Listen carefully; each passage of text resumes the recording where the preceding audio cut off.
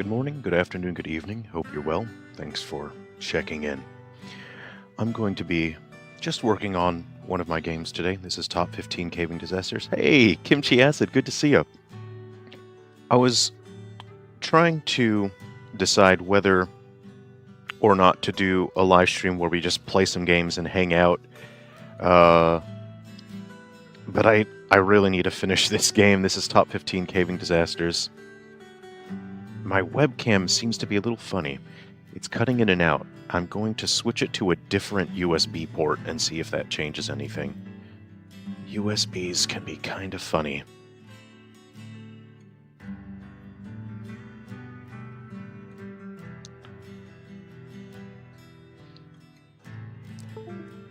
Sven, hey, how's it going? Good to see you. Okay. Let me know if the audio is... if the music is ever too loud. See if I can get my webcam to come back here. And I think we are back. Okay, fantastic. So we're going to be working on Top 15 Caving Disasters. I think next time we'll just play some games and hang out and talk. But I've got 12 more caves to finish here. So I'll show you some of the caves that I've created and discuss the gameplay of Top 15 Caving Disasters. I have a little bit more work to do on this game. There's stuff that I don't want to spoil, so I'm not actually going to tell you everything that comprises the core gameplay experience. That's generally my approach, is I don't tell people what's everything that's in my games, because for me, what is so important about the gameplay experience is discoverability, letting people find out what's in the game for themselves. It's so important to me. So in general, I don't tell people everything that's in my game, and I know that generally goes against best practices for marketing. You want to sort of put all your eggs on the table and say, hey, check this shit out, you know? But for me, discoverability is a big part of it, so I'm not going to tell you everything that comprises this core experience. I'm just going to launch it and then let you guys have a laugh. My core objective here is to I just want to give you a big old laugh when you play this game. So there's going to be a lot that's going to be in the end product that you're not going to see. Here, you got to make the jump. That was close. So we have before on the live streams we've shown working on this game. We've only shown one environment. This is the iceberg cave environment, and this environment is a little bit different because there's very little friction on the ground, so it's actually quite more difficult to climb up the terrain. Oh! It is a bit more difficult to climb up because of the low friction, and your character slides around, and you do actually have to use the friction. In this level, you have to use that momentum. Oh no! I'm not going to make that jump, I think. I'm going to climb up and try it again. You have to use the momentum to make the jump. I didn't make it. And I'm dead. I'm dead. This game is quite challenging. Hey, Tim, what's up? This game's quite challenging to make because of the amount of testing you have to put in and the fine-tuning. When you're creating a game, you become very good at playing it, right? But when other people play the game, they've never seen it, they don't understand it, they don't understand the inner workings, and so when you're a developer and you're testing, you might find, hey, Less Than Pi, how's it going? You might find that, oh yeah, this seems reasonable in terms of difficulty for you as the developer, but for people that didn't make the game, it would be way more difficult. And so a game like this, you really have to find the balancing point between offering a challenge and making sure the mechanical solution is not so vague that people get frustrated and angry. Yo, Real V2K, it's good to see you. Yeah, today we're working on Top 15 Caving Disasters, and we have 10 copies of the Hero of Destiny to give away. So if you're out there and you'd like to try a copy of my latest game, or if you'd like to try the game, I'll give you a copy. Just let me know if you'd like a copy for Steam or eShop. I thought maybe we might play Hero of Destiny today on the live stream, but I really need to get these levels finished on this game. Oton Paiva, hey, thanks for coming to hang out. I'm glad to hear from you. If you'd like a copy of my latest game, just let me know. It's The Hero of Destiny was killed by the final boss. And let me know in the comments, and I'll get you either a Steam or an eShop code. So this is one of the levels. I'll show you. There's one that makes me feel sick to my stomach. There's is it this one? Yeah, okay. So in this level, this one starts out so easy, right? It's really just it's suspiciously straightforward, and something that's so important to consider when as a developer is the relationship that people have with the game and the mental state that the player has because of the game. And in the same way that, say for example, if you're into fighting games and say for example Smash, you condition the other player to feel a certain way, to think a certain way, so that you can take advantage of that mental state and you can gain an upper hand in the battle. That's something that you do in fighting games, especially Smash. And so as a developer, that is something to consider, as well as that you influence the relationship that people have with the game. You influence how people think about the game. And okay, so my USB hub is being all kinds of unreliable right now. I'm just trying to get my controller to plug in here. And so with this stage starts out suspiciously easy. Like, it's way too easy, this stage. And I'm trying to get it looks like my USB hub is now just freaking out, man, and it's not having it. So I'm going to plug in my controller into another port. Let's go ahead and plug that in here. And please let me know if the music is ever too loud, and I will adjust it. I've got my... Okay.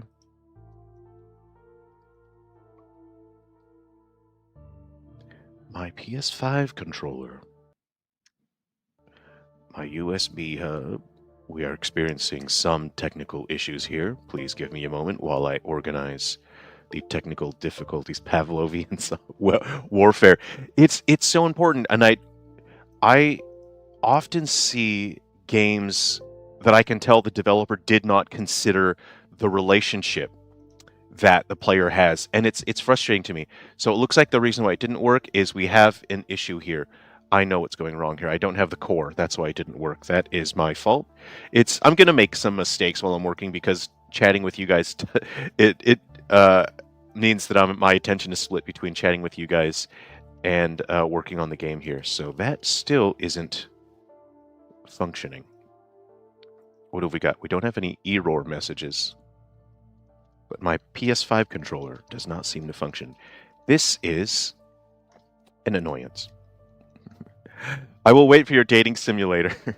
How's it going, Kyo Dino? Okay, so I spent a while. I spent years actually making inside jokes with people that were playing my games. Where is it? Hold on, let me find it.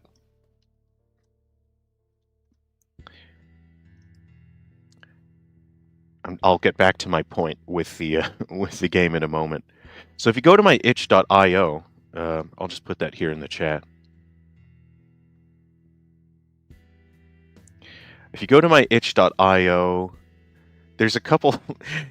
I need to redo this one because my project turned out weird and the font got messed up. That's 4 hours of watching paint dry. This is a PSP game. You can play it on actual PSP hardware.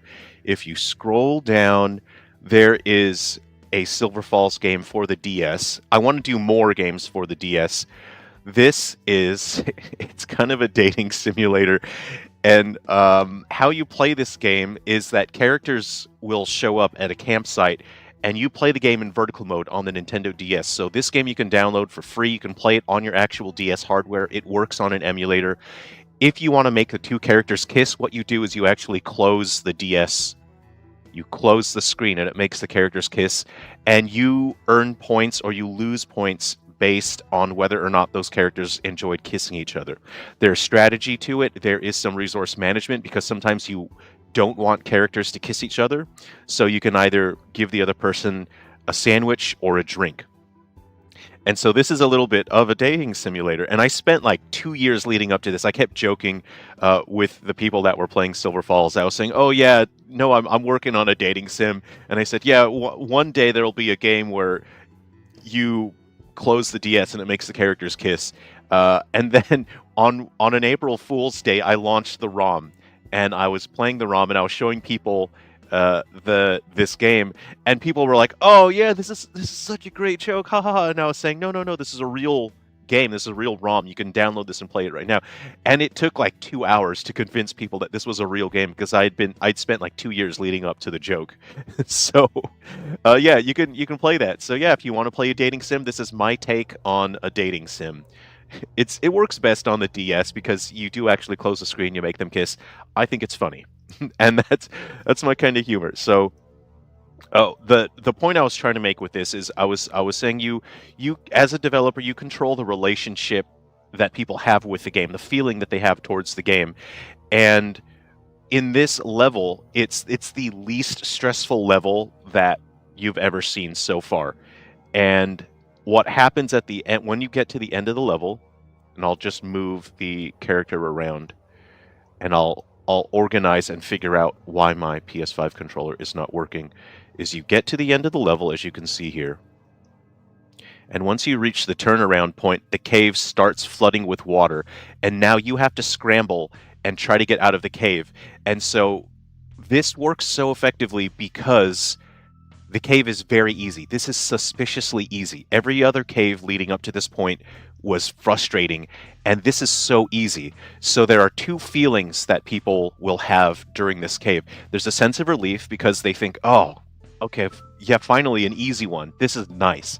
And then there's in the back of their minds, people are going to feel suspicious. They're going to think, "Wait a second, why is this so easy? These caves are not supposed to be easy." And so those are the two feelings that you can elicit from this. And it's quite long. Going through the easy section, you get to the turnaround, people would think, "Okay, I'm just going to leave now." And when the cave starts flooding, then there is a sense of panic because they think, "Oh shit, this is why the cave was so easy." And it is really stressful.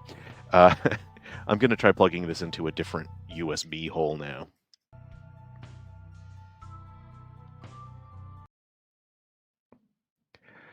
Hey Noah, awesome! Loving the Android version of Hero of Destiny, playing it on my Ainthor.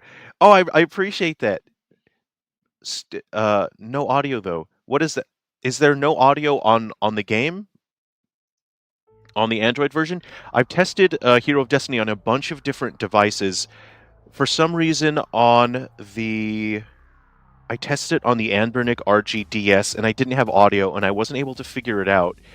But every other device I tested on, the audio worked, and I wasn't sure what the problem was. So, are you saying that there's no audio on the Ainthor? Can you confirm that? Okay. Thank you for the feedback. I'll see if I can figure out what the situation is there. Okay. Well. Okay, so it looks like Unity now has detected the controller. Oh, you know what? I think Unity, it might have assigned my controller to another port because I've moved it to another port. I think what I'll have to do is close Unity and open it again.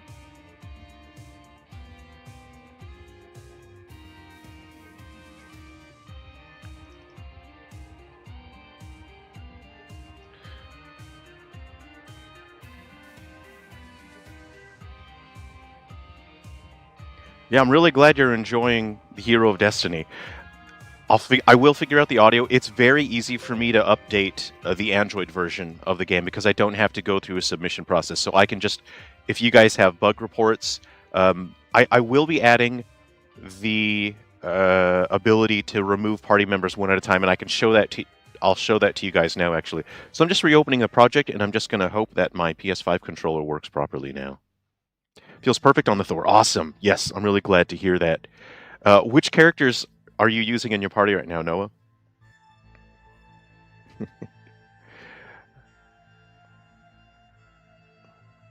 Your icon locations give me anxiety.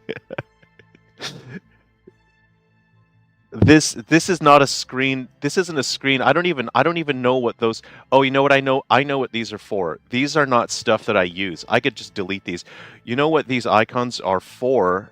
They're for my retro handheld consoles. Sometimes I need to change the settings on them, and then I make a backup of the settings just in case I accidentally corrupt the files. I don't even need these. Let's get. Do you feel better? I'm not trying to give you anxiety from like really really weird icon placement. All right, let's go ahead and run it and see if my PS. Right now I'm talking to everyone in town. Dialogue is funny. That was so important to me with Hero of Destiny, was to explore what these characters feel like in this world. I had imagined a world where these characters are aware that there is a hero of destiny and that their lives are supposed to revolve around the hero of destiny. The king actively tells everyone, "Hey, this is the most important person in the world, and you basically whatever the hero of destiny wants, you just got to cater to him." You know, and as you talk to the people in town, you get to see and explore that there are jobs that people have, and these jobs only exist because there is a hero of destiny. And I think that's so interesting and funny, because it's there's a sense of existential dread to it, that your existence now, you know, these characters, they feel like their careers are so important to them, the characters that you talk to in Hero of Destiny. And it's, to me, it's an interesting exploration of seeing how they would feel if the guy that their lives are supposed to revolve around, that guy suddenly drops dead, and you go, oh, uh, what am I supposed to do now? But my job doesn't really have a purpose anymore. And I think it's interesting. There's a deep sadness to it, and also I think it's funnier than hell. So that was so interesting. It was such an interesting challenge to explore those themes. And you can see the water rising, and I need to make some progress here. So I'm just gonna try and claw my way out. And you have to race the water, and you have to beat it, because there's a sump that drops down that you have to get through. And if you're under the water, it's so difficult. I've got to get under this. So you control one limb at a time in this game. I'm trying to chase the water. Oh, it's coming. Okay, you control one limb at a time. I have to get through here. I have to get through. Come on, please, please go, please go. My character's getting exhausted. This is bad. I have to make it through here. I have to make it through the water. Okay, come on, come on, come on, come on. No, no, no, no, no, don't get stuck here. Don't get stuck. Oh! No, no, no, please live. Please live. Come on. Oh, see, if you get exhausted at this point, this is really bad if you get exhausted here. I can make it. I can make it. I can make it. Leg first, leg first. Legs first, come on. Please make it. Please, come on, dude. Come on. Oh, no, I should have rested. If you get exhausted, you have less momentum when swimming. Oh, no. Come on, guy. I'm right there. I'm right there. I'm right there. I was about to drown. I know what the timer is. I was about to drown. This stage makes me so uncomfortable. And I probably tested this about 30 or 40 times, fine-tuning that final squeeze. That final squeeze, I've fine-tuned that over 30 or 40 playthroughs, knowing how I know basically where your exhaustion level is going to be at. And so I know the amount of momentum you'll be able to have when swimming, and I've tested that, so it feels so clutch when you just squeeze through. You reach the devil's crack, yeah. God, oh, I hate that. That is so uncomfortable. Yeah, and that's I want with every level, I want there to be that kind of excitement to it. Obviously, I'm trying to make people uncomfortable with this, because that is the whole point of cave disasters. This is so uncomfortable. People should not be doing this. You don't put yourself in that situation. And I think it's fun. This is at least two of my phobias. Hey Dylan, how's it going? So this is the level select. It looks plain right now because I'm using the same 3 icons over and over again, right? It'll be more visually clear once I implement the different icons. Right now it's all samey, so it is a little difficult to look at, but that's because these are placeholder icons. These are not the final icons. So it's the level select is set up like a YouTube page. When you press L and R, there will be button prompts on screen as well. When you press L and R, you'll be able to toggle through different playlists. So there's going to be 45 different levels in this. So you can toggle through the 3 different playlists, and you can select different levels here. Okay.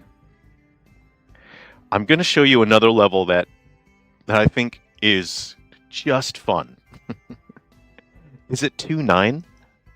Let me see. No, it's not 2.9. 2.7? I'm just going to keep going through the list. Yeah, it's 2.10. Okay, have a look at this level here. So this level specifically, this one took hours and hours of testing to get right. For a minute, I thought that was a real YouTube page. Hey, Phantom GB. Hey, Phantom GB, you've been knocking it out of the park with your thumbnails lately. Your thumbnails have been fantastic, man. That's genius. Have a look at this. Have a look. As soon as you start this level, it's a little bit of an auto runner. You know, like how Mario Maker levels have auto runners? This is all physics-based. This is real-time physics simulation. This took hours and hours of fine-tuning the level. So I wanted everything to look and feel such a specific way. The impacts, the hits. Here we go. And again, this is how it is.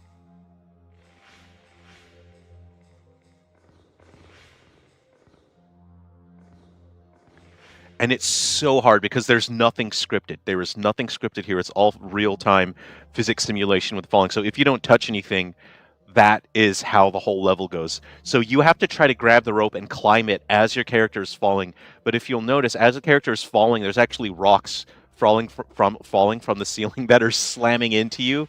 There's rocks coming up from there. So you have to try to survive the rocks and then grab the rope and climb up.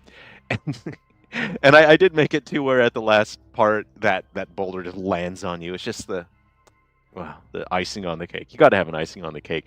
So this is a level I think at this point I want to give people a laugh. This is the shortest level in the game because as soon as you figure out how to solve it, you can climb up. But I don't want to spoil anything. I just think it's something like this is funny. So there's a bunch in the game. I don't want to spoil stuff for you guys. So. There's going to be a lot that I'm not going to tell you about the game because I want you to just play it and find it for yourself, you know. Okay, that is the bad air. Okay, yeah. So what is this stage here? So guess claustrophobic Sisyphus. Yeah, that perfectly sums it up. So this stage that I was showing you earlier, I think this one is fun because it's momentum based, because you need the momentum of sliding with your character. Let me just that looks a little bumpy there. There we go. And I see a flaw there. That has to be slippery. I think something like this is fun. I think your games, I think they have to be interesting. So there are 2 aspects. I was going to do a video today. I was going to do a Sungran University video, and in general, well, always when I do a Sungran University video, they're purely educational. They're very serious. And I was going to do one this morning to discuss game development and the relationship that players have with games, and I just didn't feel like it because I really want to get some work done on this game. I really need to get this game finished. But what I wanted to and I will do that video when I have just a little more time. I want to discuss the importance of the relationship that the player has with the game, and it's something that I can see developers are not considering it. But there is mechanical engagement and intellectual engagement, and it's so vital to consider that, because if you don't consider that, the only way that your game will be good is if you just copy and steal what happened before you without you understanding anything about the actual process. So intellectual engagement is, what do people think when they play your game? How are they thinking? How are they feeling about the game? And the mechanical engagement is, what are the players doing in order to actually engage with the game? So in this situation, the mechanical engagement is with the controller, you use the analog sticks and the shoulder buttons to move one limb at a time. That's the mechanical engagement. And the intellectual engagement is for the player to look at the environment and to gauge, how am I supposed to move this character? How do I move this character through the environment? What are the hazards that I should avoid? What is going to present danger to me? That is the intellectual engagement. And the purpose of the intellectual and mechanical engagement, the purpose of those is to avoid the fail state and to reach the victory state.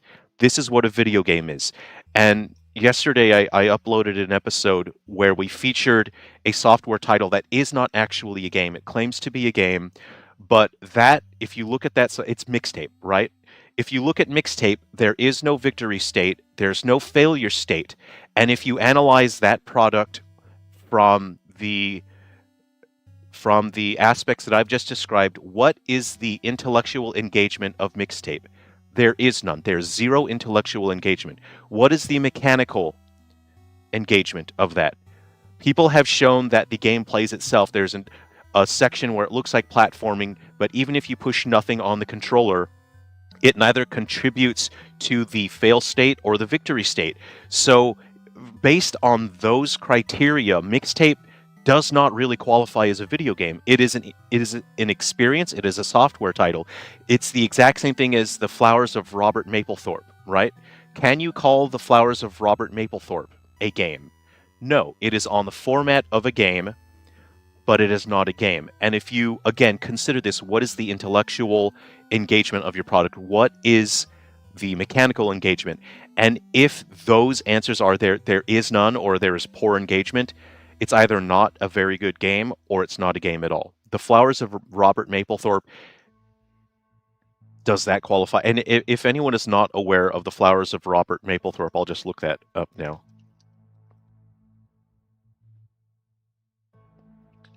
Mapplethorpe. It's on the Philips CDI.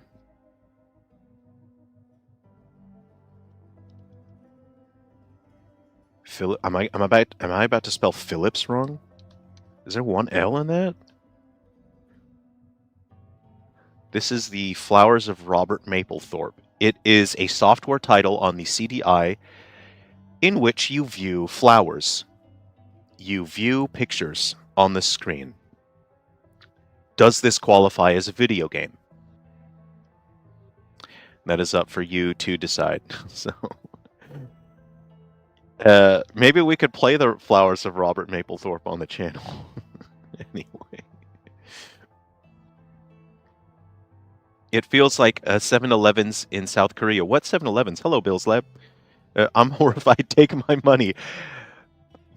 My sole objective when it comes to coming up with a game concept, so thinking of the game concept and then creating the game, my sole objective is to give people something fun to do.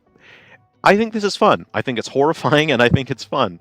We'll see the momentum-based. And so far, there's only 2 iceberg stages in this, and I want to add more. I'd like to add more iceberg caves. I might go back and just retroactively add some iceberg elements. So I'm going to give you a little bit of strategy guide here. Legs first on this stage. Ugh! Yeah, you see, that's how you make that jump. You got to go legs first. That stuff up there will drain your stamina, and it slows down your stamina recovery as well. Ow! It just feels like it hurts. Okay, legs first. Here we go. Legs first. There we go. Legs first. Jump! Oh, yeah. So that's momentum based, and I purposefully put those hazards just there so that when you land, you take a hit. And I think it's kind of painful. Come on, guy, go up. Oh no! I slammed my head on the rock. Never been here live. Love this guy. Hey, David Crow, how's it going? I appreciate you being here. Yeah. Okay, so there's a couple of you guys here. I'm gonna be bold. Make a sewer level for old time's sake. Torona Bloodspiller. Can we all just applaud in the chat? Can we applaud Torona Bloodspiller? I'm gonna do a sewer level just because you've asked. Torrona Blood Spiller. I'm going to put it in my notes right now. Here we go. I'm going to put it in my notepad right here. Make a sewer level. There we go, everybody. We're doing it. Torrona Blood Spiller has inspired us. We're going to make a sewer level. Golf clap. That is the most dignified clap that we have available in our arsenal. When this comes out, I'm going to stream it. Awesome. Thanks, Phantom GB. Moving through the poop water. Please, no. Oh, no. Look, Will, here. I'll make the prefab for the poop water now, just so we have it ready for when I need to use it. So the stage that we previously went through that had the water here, here's how you make variations. So template-based development is so important, and modification-based development. So I already have a rushing stream. So what I mean by template-based and modification-based, so we have the rushing stream here, okay? This is water. So let's say, for example, that you need to create, you don't need to create poop water, you want to create poop water. Please don't quote me on that. That sounds like people will take that out of context. It's a bad sentence. So you want to create poop water. Instead of starting from scratch, what you should do is use an existing asset as a template. This is our existing asset, so I'm going to duplicate that with Control-D. What I will do is disable the rushing stream, and we are going to call this poop water. So now we have, I have a screen blocking that there. So now we have poop water. Currently, there's nothing different about this. What we're going to do now is change it so it represents poop water. We are not actually creating poop water. Something that is so vital to understand as an artist and as a developer. You are not creating the actual thing that you are representing. You are merely creating a representation of an idea. And the only reason any of this works is that we all understand the idea of poop water. We have shared cultural history and an understanding of what poop water is. So your job as an artist and as a developer is to convey the idea of poop water. And if you've done a competent job of conveyance, people will look at what you have presented to them, and they will say, oh yeah, I guess that's poop water. They look at it, they can recognize, they can infer whatever it is that you are conveying. Let's go ahead and make it brown. Make it brown. And you can see here, I'm editing the start color, the main color of the, ooh, we gotta have a little bit of yellow in there, huh? Yeah. Let me know if this feels diarrhea-y enough for you guys. Let me know when the diarrhea feels right for you. You can see that this particle system is using physics simulation and collision. It is colliding with the terrain in order to flow down the terrain. What we do is we might, on this one here, we might actually create a different effect for the shader. So if we duplicate this, multiply, you can see that currently our shader is on mobile particles additive. Additive makes things brighter. But poop. Let's go ahead and change the particles to multiply. Multiply will either make things pretty darker, or we can go alpha blended. We might just we'll try alpha blended first, and then if we don't like the effect, we can change that. So on our first particle here that is defined, what we'll do is we'll change that. Currently we have add, we'll change it even though it's not multiply, is it? What is it? Let's just say darker. Okay, now if we take a look at our poop water and we let it simulate, oh, hold on, gotta get back to my poop water. Please simulate my poop. Okay. This should be darker. What we're going to do now is just make some modifications to where we feel that it is right.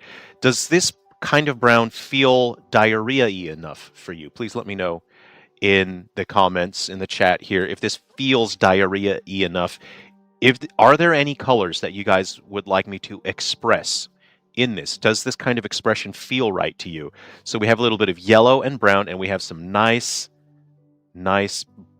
deep browns, reddish in there.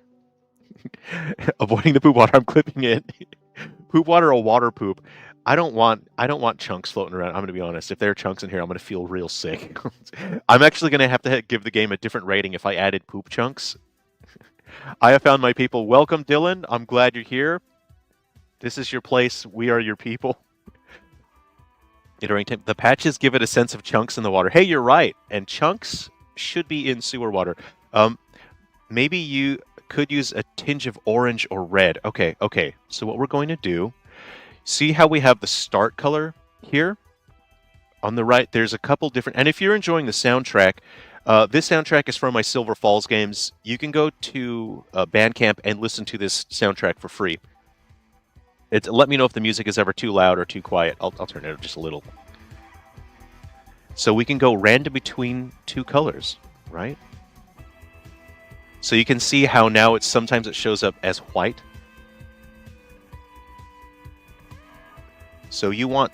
Let's see if we put some orange in there. You wanted a sense of orange or red, right? So we'll keep moving that around until it feels right. A little more orange-ish in there.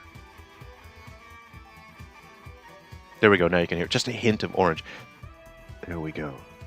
A hint of orange in there. So it'll bounce around between those two different colors. There we go. And this is the kind of thing, this can take, you can always come back to this. You can keep fine-tuning this more and more as you go along until it feels just right. So when it comes to the fine-tuning, you can end up wasting a lot of time on the fine-tuning, right? But this kind of thing, this is what's fun. So I am working on a book to help people learn game development because understanding game development is how you're going to do it more effectively. And something that people don't consider that they don't teach is emotional damage. And that sounds like a joke, but I'm being 100% serious, is every task that you perform in any job space inflicts emotional damage. When you start your workday, you have your cup of coffee. Basically, you're at your emotional health is at 100%, right? It's 100. We'll go EP for emotional points, right? And there are certain tasks that will inflict emotional damage upon you. Let's say, for example, I have to do programming. I have to figure out something. I have to figure out a glitch, right?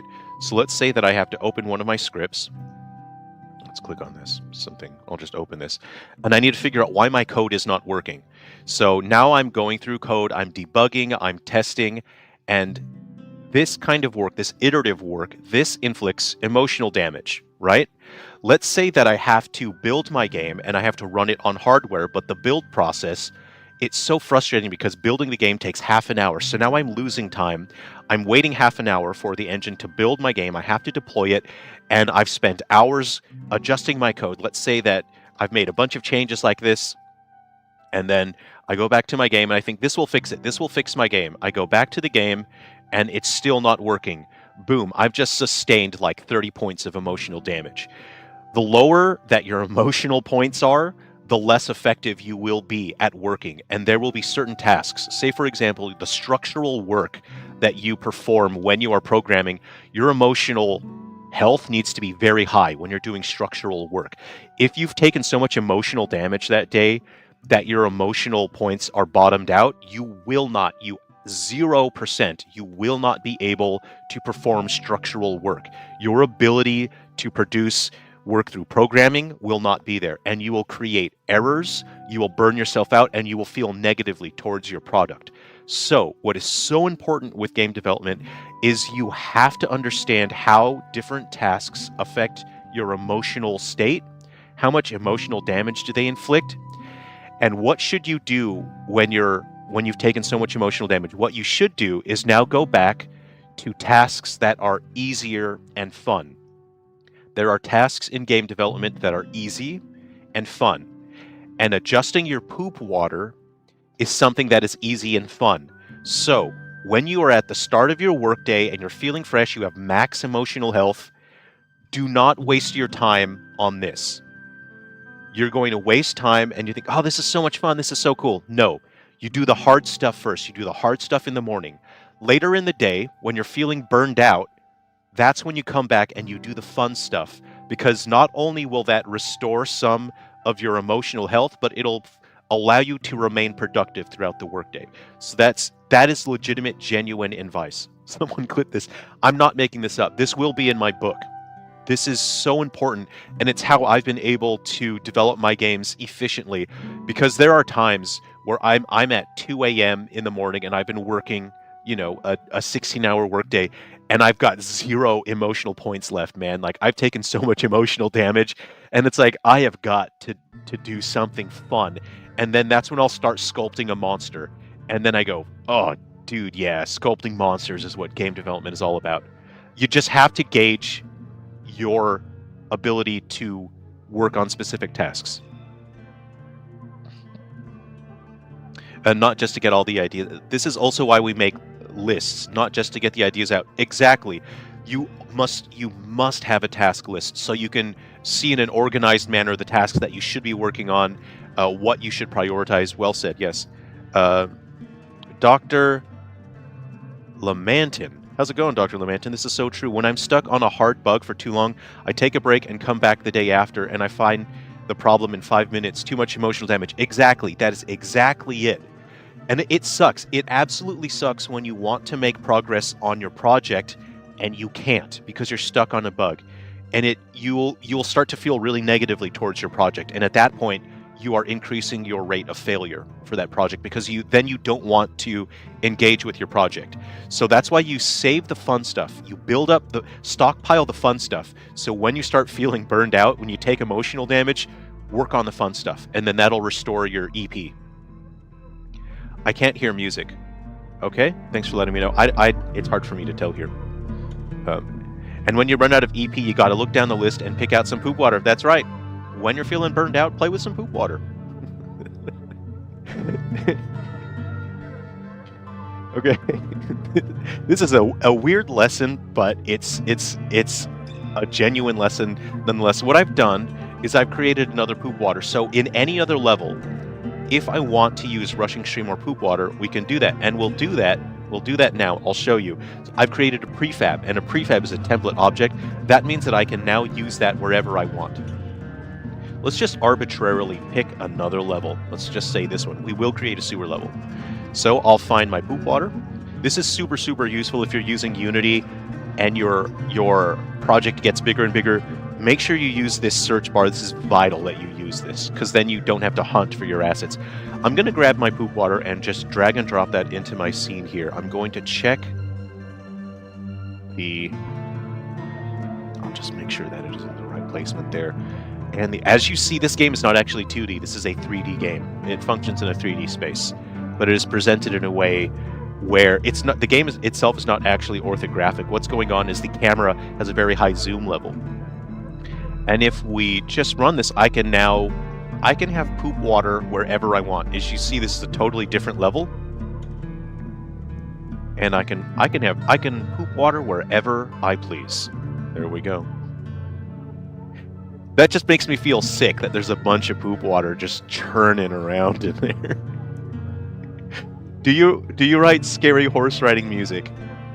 Hey, since my net's going, I've never written scary horse riding music, but that's a challenge, and I will take that challenge. Sticky note by the desk that just says poop water, and that'll encourage you. That's right. Just hang it by your workplace, yeah.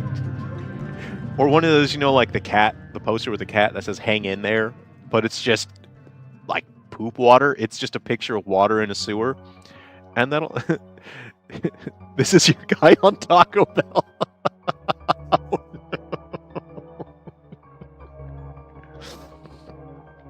Look, I'm a professional, right? It's important to me to maintain a degree of professionalism, right? It's all good and well to joke, but it's important to me to consider that what I'm saying to people has meaning and value. It's important to me to show people what it's a little disappointing. I'm going to be real with you. It's disappointing to see adults online that are a bad example, and there are young people that are watching adults online and they're thinking, oh, this is how adults should act. So it's important to me to make an effort to be a good example, to show what it means to be a good adult.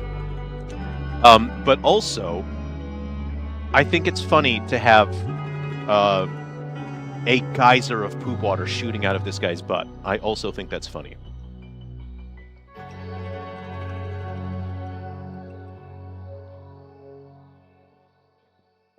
And I also think it's funny to have a second caver just getting sandblasted by this second caver is getting sandblasted by this guy.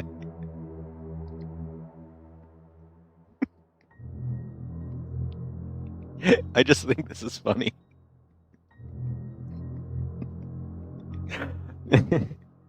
Two flame damage from Diablo sauce. Hey, so what is your favorite menu on Taco Bell? Mine's going to be the Crunch Wrap Supreme. I live in Australia, and Taco Bell is extremely, extremely rare here. We have a couple Taco Bells. There's not that many. The menu is so small, it's so frustrating, but we have Crunch Wrap Supreme, and in general, I only ever order a Crunch Wrap Supreme anyway.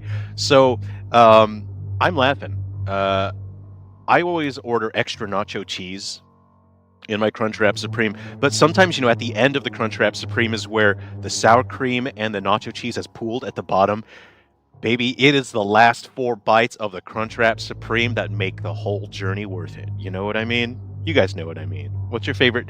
I won't say no to a chalupa, though. Dylan, it's almost impossible to learn anything if you can't laugh at yourself once in a while. Oh, yeah. Yeah, you've got to... Well, even if you're laughing at yourself pretty often, There's a balance to life. There's a balance to everything. You can't take everything so seriously. You can't be grim about everything.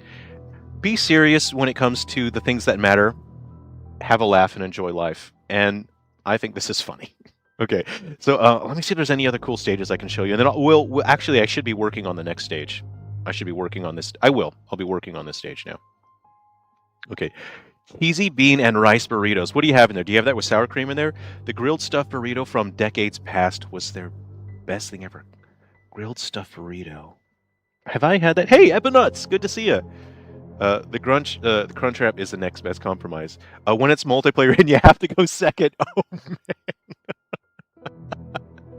I have been considering there is already some work done to have 4 characters in here. What I will do is I'll enable the 4 characters and you'll see what it looks like. What I have to do from my side, I have to determine and create the work on implementing split screen. So you can see that there are 4. This now potentially could have 4 people playing this on one console, and you race to the exit. But in order for this to fully function, I have to implement split screen. And I implemented my post-processing stack afterwards, my imaging effects. And so even though the characters are different colors, you can't really tell. So now I have to adjust the colors of the characters so that they are all more visibly different. The colors of the characters change as their stamina depletes, so you can tell how much stamina your characters have. But something like this, I think, is beautiful, beautiful chaos. I think this is fun. In that, oh no, oh, you gotta swim under, no. Oh, that's so sad. That is so sad that the other players got trapped on each other.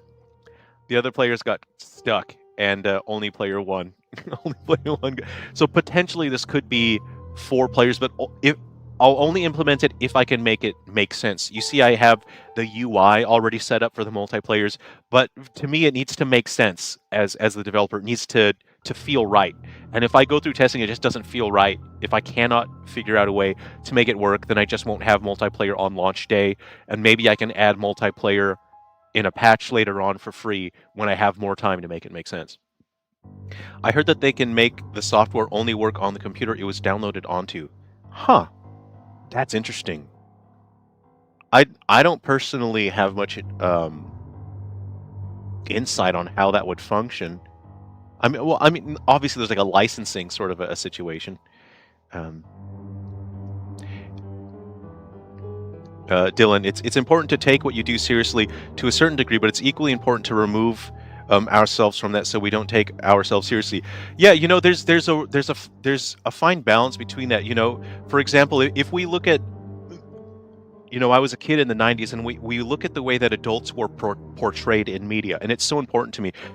I consider myself a bit of a historian because I do spend time studying our media over the decades, and I compare how our media, what we focus on, what we care about, how we convey what is important to us, and the way that we conveyed adults in in media before the 90s is so different.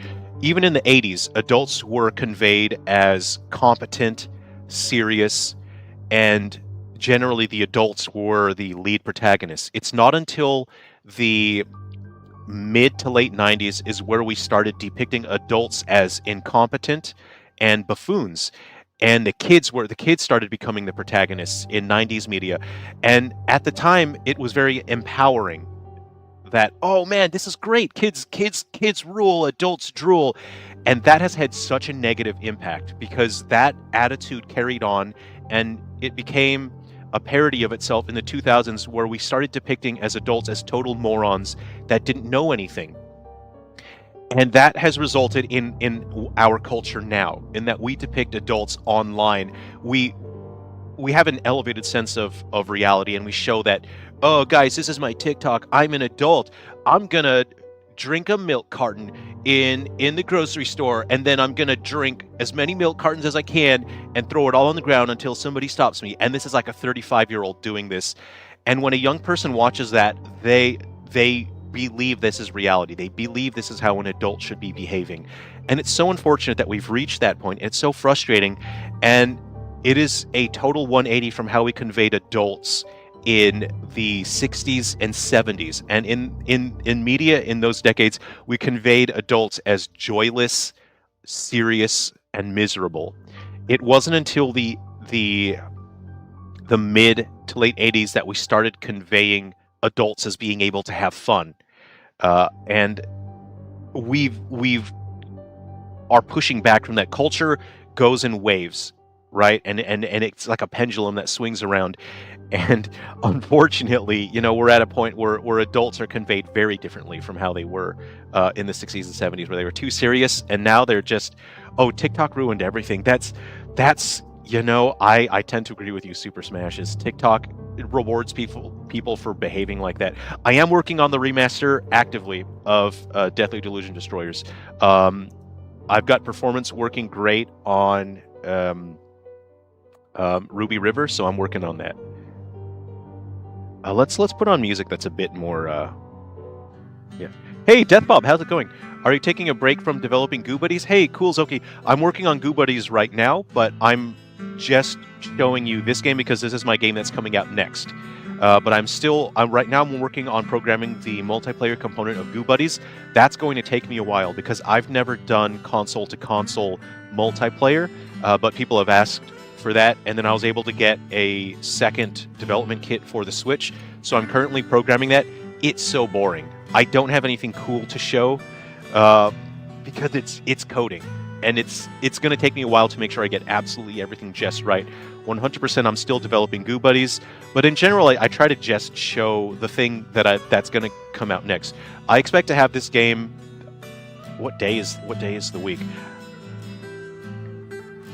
I should have this done within a week. I know I've been saying that. I should have this done within a week, and then I have a bit of final testing to do.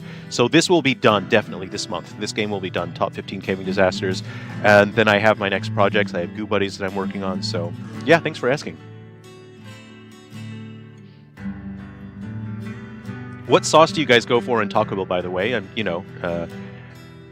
if I get the hottest one, if they have Diablo, lay it on me, baby. Give me that hot sauce. I want that hot sauce.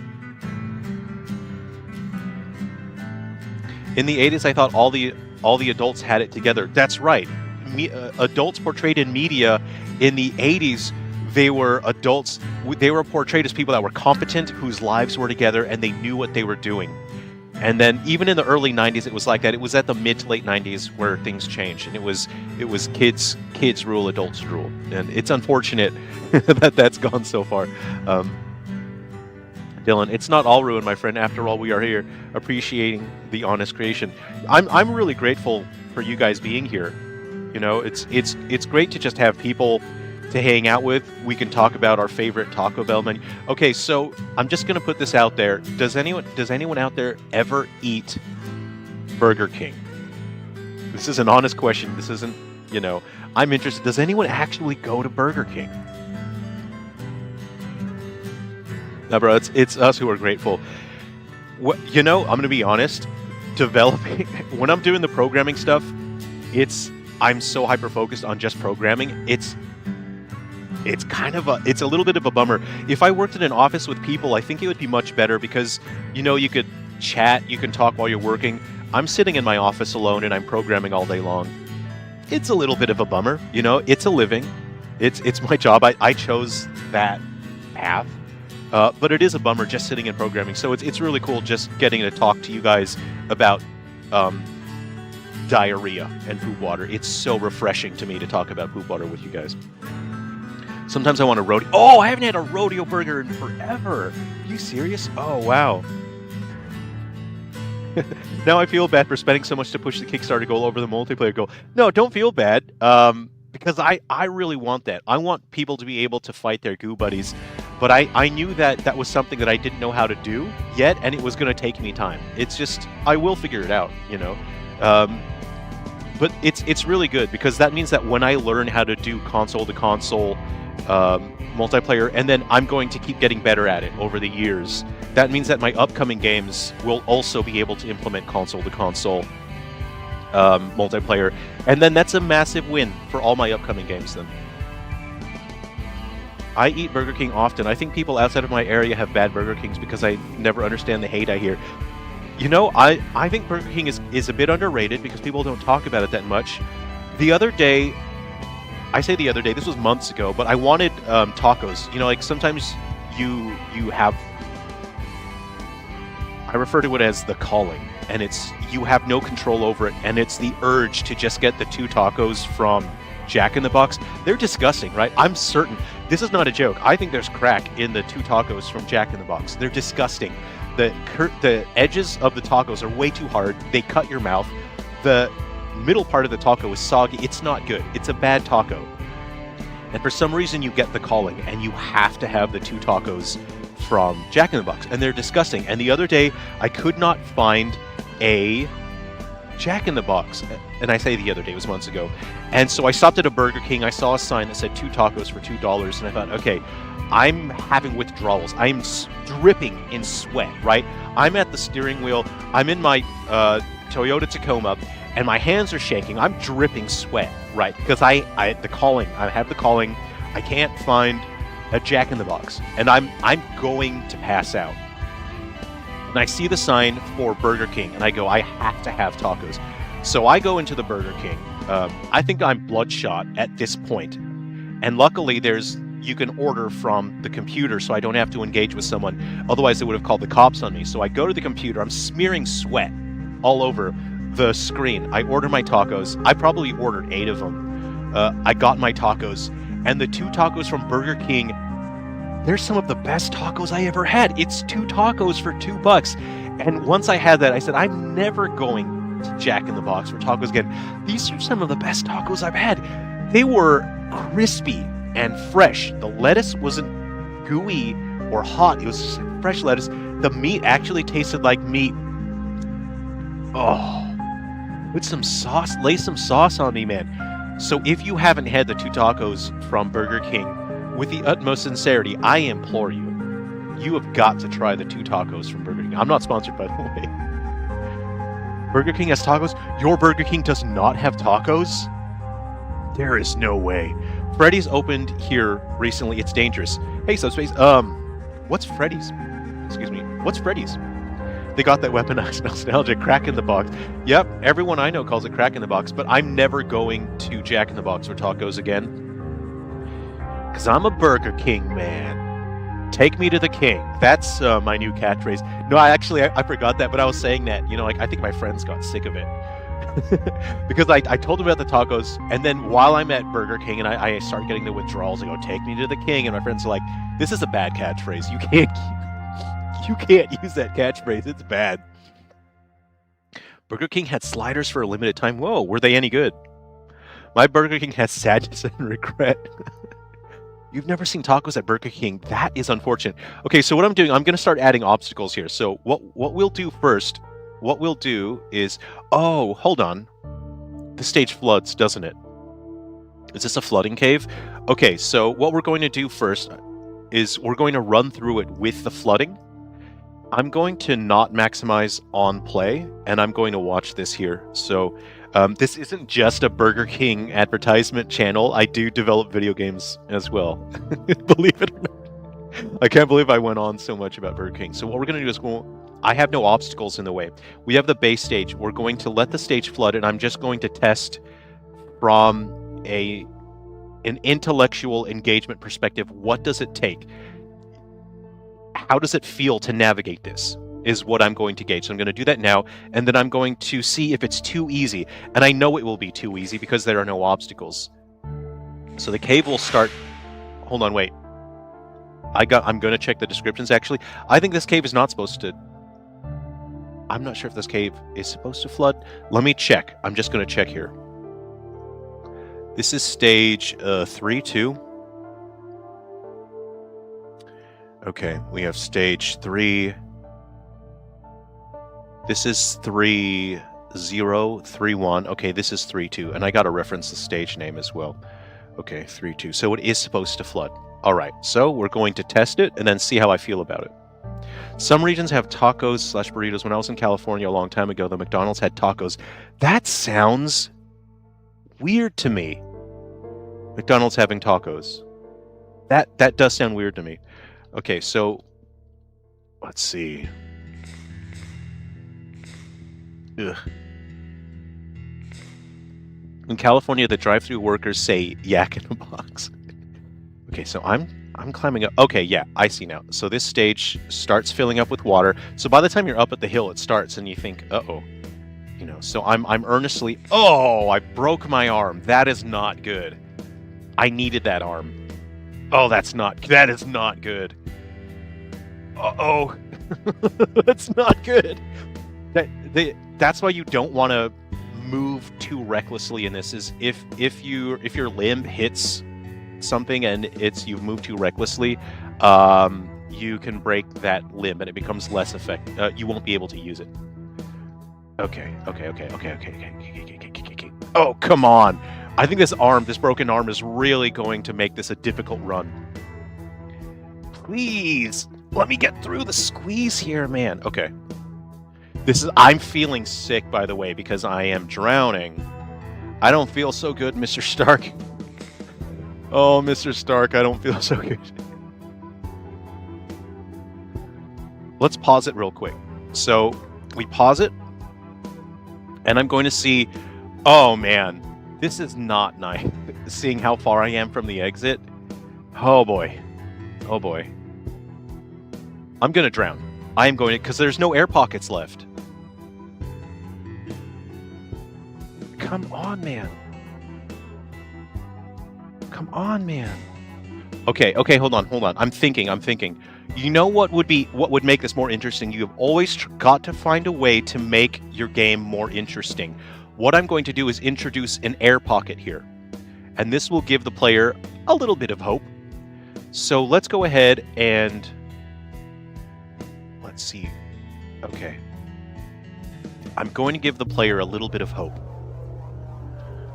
So I see, and again, this is what I mean where I'm considering the game in terms of intellectual engagement, how people are engaging with the game, how they feel about it.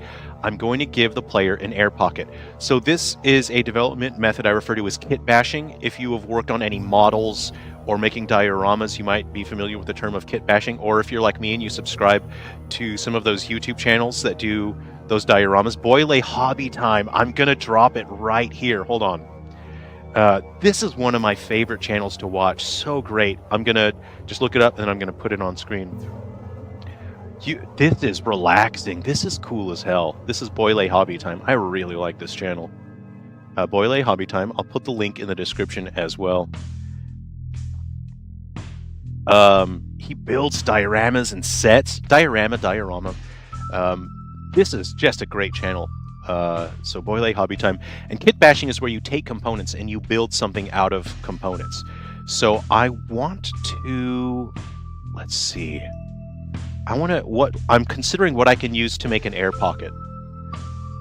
Okay, so I'm going to grab that, put that in there, and you can see I've created all of these components here for the purpose of kit bashing. So we've seen where the water goes, right?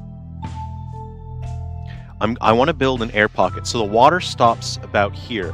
So I need to make sure that the air pocket goes high enough. Okay.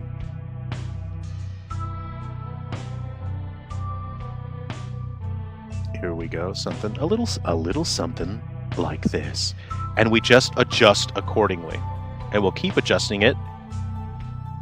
So this will give the player a little bit of hope, as they have an air pocket. But you want to give the player choice, right? You can either force a player to do something, or you can let them choose to do something. Let's see here. And I'm just going to, again, I'm kit bashing here.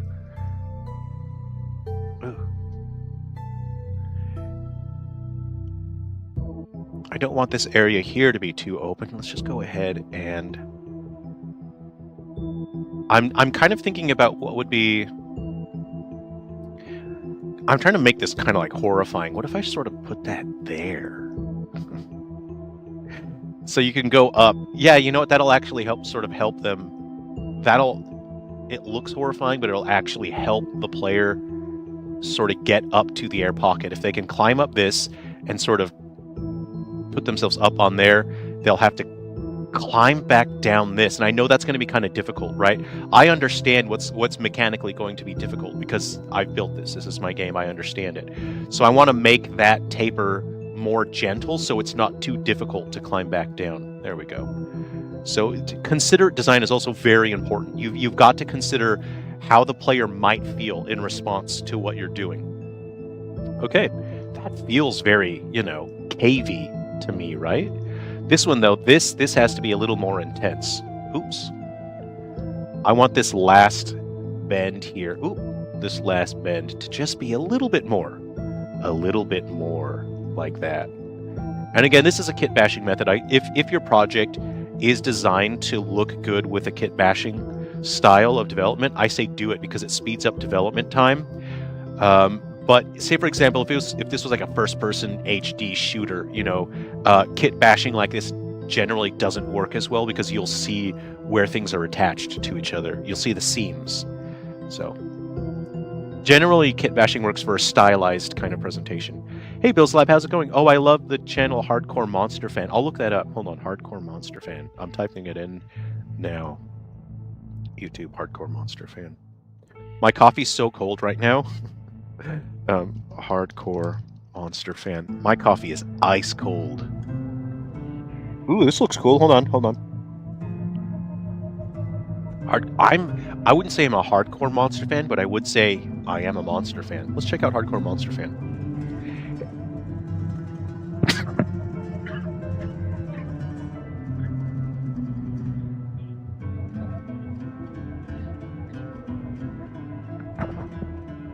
I failed the quick time event.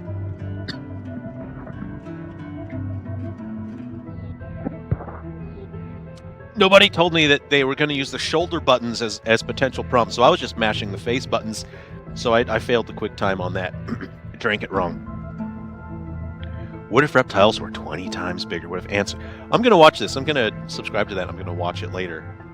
I dig it. Yeah, man. I dig it. I'll watch that.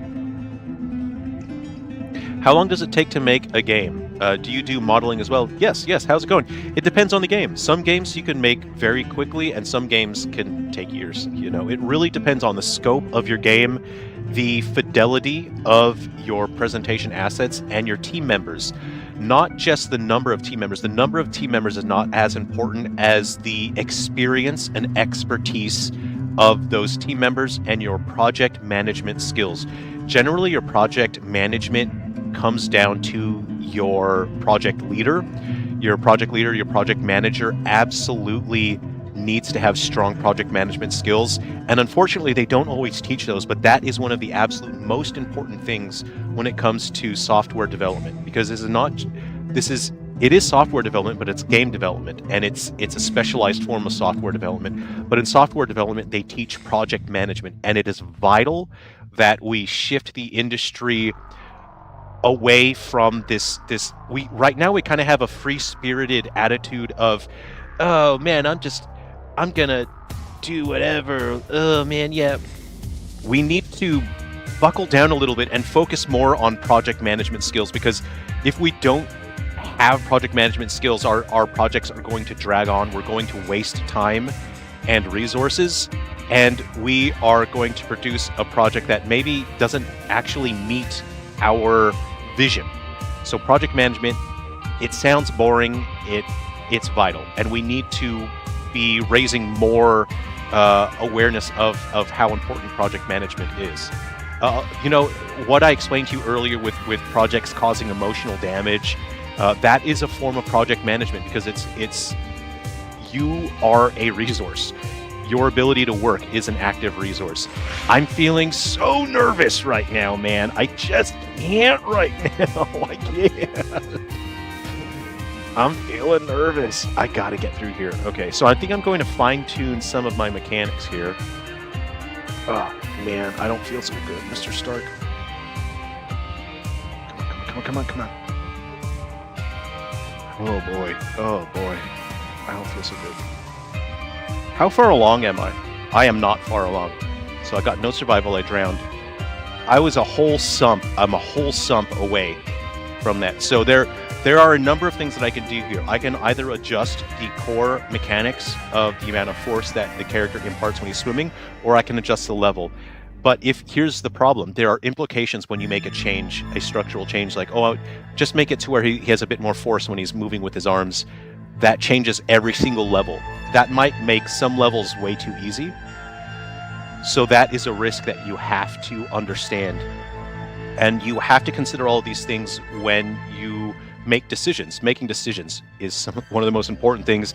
You have to actively understand what the implications are when you make a decision, not just in game development, but in projects in general. So I'm going to go to, I think it's swim force. Control F is the most important thing ever. It lets you find, so swimming force. Let's go ahead. We have swimming force, X, and... Okay, so we have pushing the L and R buttons is the way you control the arms. L and R, process stamina drain, let's see, apply underwater force mod. So I'm going to check my function there, apply underwater force mod. Let's see here. So the force of X is multiplied by 0.24. What I'm going to do is I'm going to make a belligerent decision. And a belligerent decision is one where you don't really consider the implications and you don't have a specific reason for making this particular decision. You're just winging it, baby.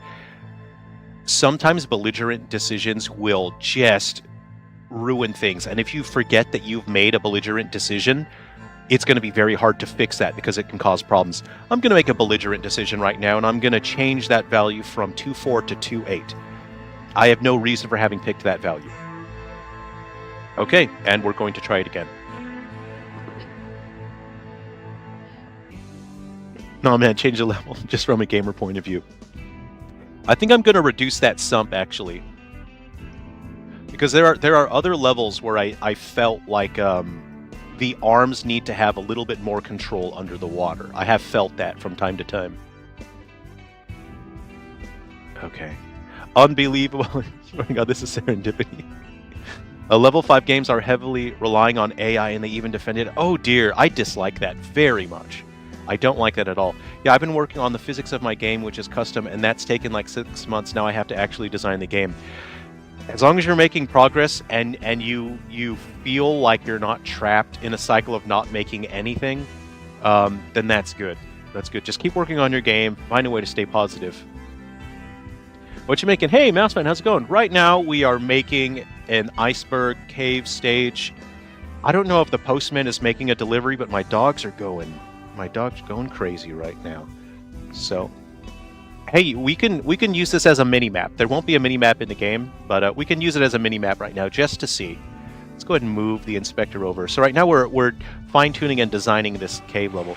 Fill the level with water. The whole level is a pipe that moves you along with the current. The goal is to not hit the wall.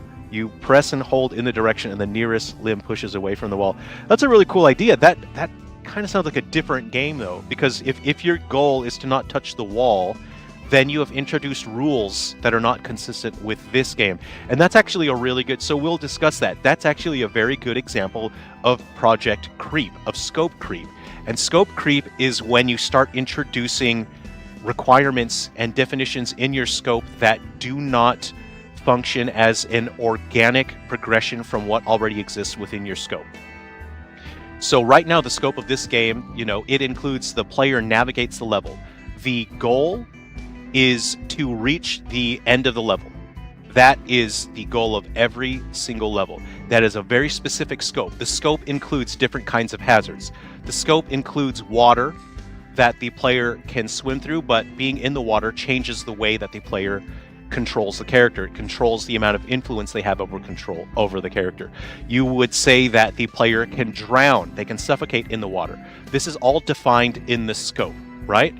Now, if you were to say, oh, make a level to where the player isn't allowed to touch the walls, does that align with the rest of the scope?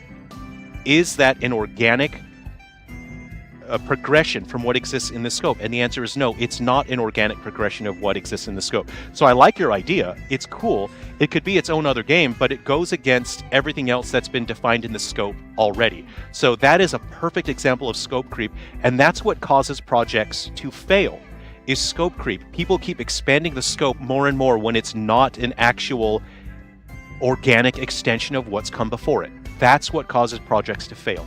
Scope creep. So I like your idea. It's cool. It doesn't fit in this project, but it would fit in another project. It could fit in another game. I was so close to that air pocket, and I think the air pocket wasn't high enough. So what my stamina was burning out. I was losing stamina. So here we go. I'm gonna make the air pocket just a little bigger. What is the font used in this game?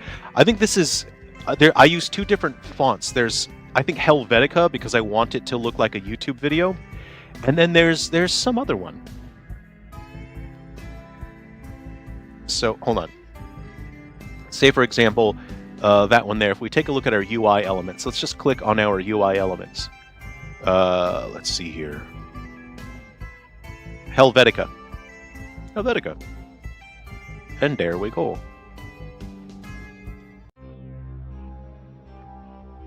It's a very, you know, like, this looks like the font on my phone sort of font. Very, very traditional. Okay, ooh. And I need to consider what it's like to actually play this level so that it's doable, but there's challenge to it.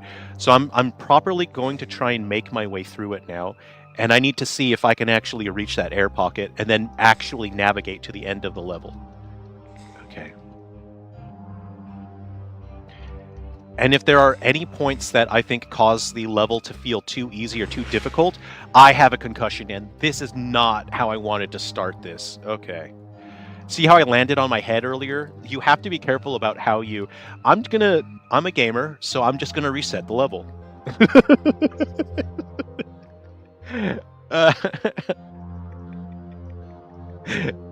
What concussion does, concussion reverses your controls between your legs and your arms. And I just don't want to deal with it right now. I might make this slope a little easier to climb up, so I'm going to introduce something to where you'll have a little bit of grab, because I want the player to be able to get a head start here. Come on, climb up that guy. Climb up it. Climb up it. Okay.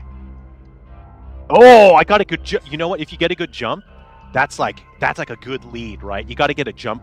That's how you... This is the meta of the game, right? Is get a good lead with a good jump. Guys, I actually have a really good run right now. Oh, did you see that jump? Okay, I have a good lead. I'm feeling good about this right now. Okay, come on. I don't want to lose my lead. I have really good lead right now. Guys, look at my run. This is a good run. Bro, I don't even need the air pocket. I'm doing really well right now. I don't need that air pocket. This is such a good run. Come on, I'm getting exhausted though, which is not good. I'm close to the exit. Come on. I just got to get under there. I got to get under the sump. Dude, if I can do this sump, this is it. Okay. Come on. Oh my god, please don't. I don't want to lose this run. I have to make this. That felt good. That actually genuinely felt really good. That felt good. Speedrunning. So if you have a reaction like that, because for me it's important to maintain a degree of distance. Like, I know it seems like I'm having fun, but I genuinely maintain a conscious degree of distance, because what can happen, especially when you're early on in your game development careers, you end up falling in love with your game, you get infatuated with it, and you have to make sure to avoid that. You have to actively work towards not falling in love with your game. And so I always maintain a distance between me and my games. And so to have a reaction like that where you actually find enjoyment and fun with a challenge like that, to me, that's when I know this level feels right. That felt so good. I'm not even going to change anything. I'm not adding anything. That felt so right. So you see that I got a really good lead because I had some jumps earlier. If I didn't make those jumps, the run would have been more similar to what I did previously, and I would have needed that air pocket. So that felt really good. So I'm going to leave that. It is a feeling you get when you can't quite get a Lego to fit. I know that it's weird, right? Legos are meant to be hyper precise. So when you can't get it to fit, you feel really weird, right? This is the run. This is amazing. How fast did you make this? Actively, I've been working on this for about 3 weeks, I think. Yeah. I need about 1 more week to finish the levels. I can do the soundtrack in a whole day. And there's going to be other content that I don't want to tell you guys about. I don't want to spoil it because it's just going to be something I want you guys to find. That's going to take a couple days to do as well. Hey, Cinsmans, the malls I used to shop at is all dead or remodeling as stores on exterior and storage on the interior. Oh, it's so creepy. Going to malls, they're zombies. You know, you go into one and there'll be, I would say, 20% of the shops are actually functioning and everything else is closed down. It's creepy.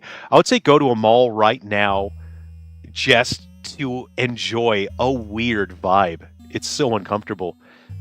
Ashkin, that's amazing, man. Excellent work. Hey, thanks. I appreciate that.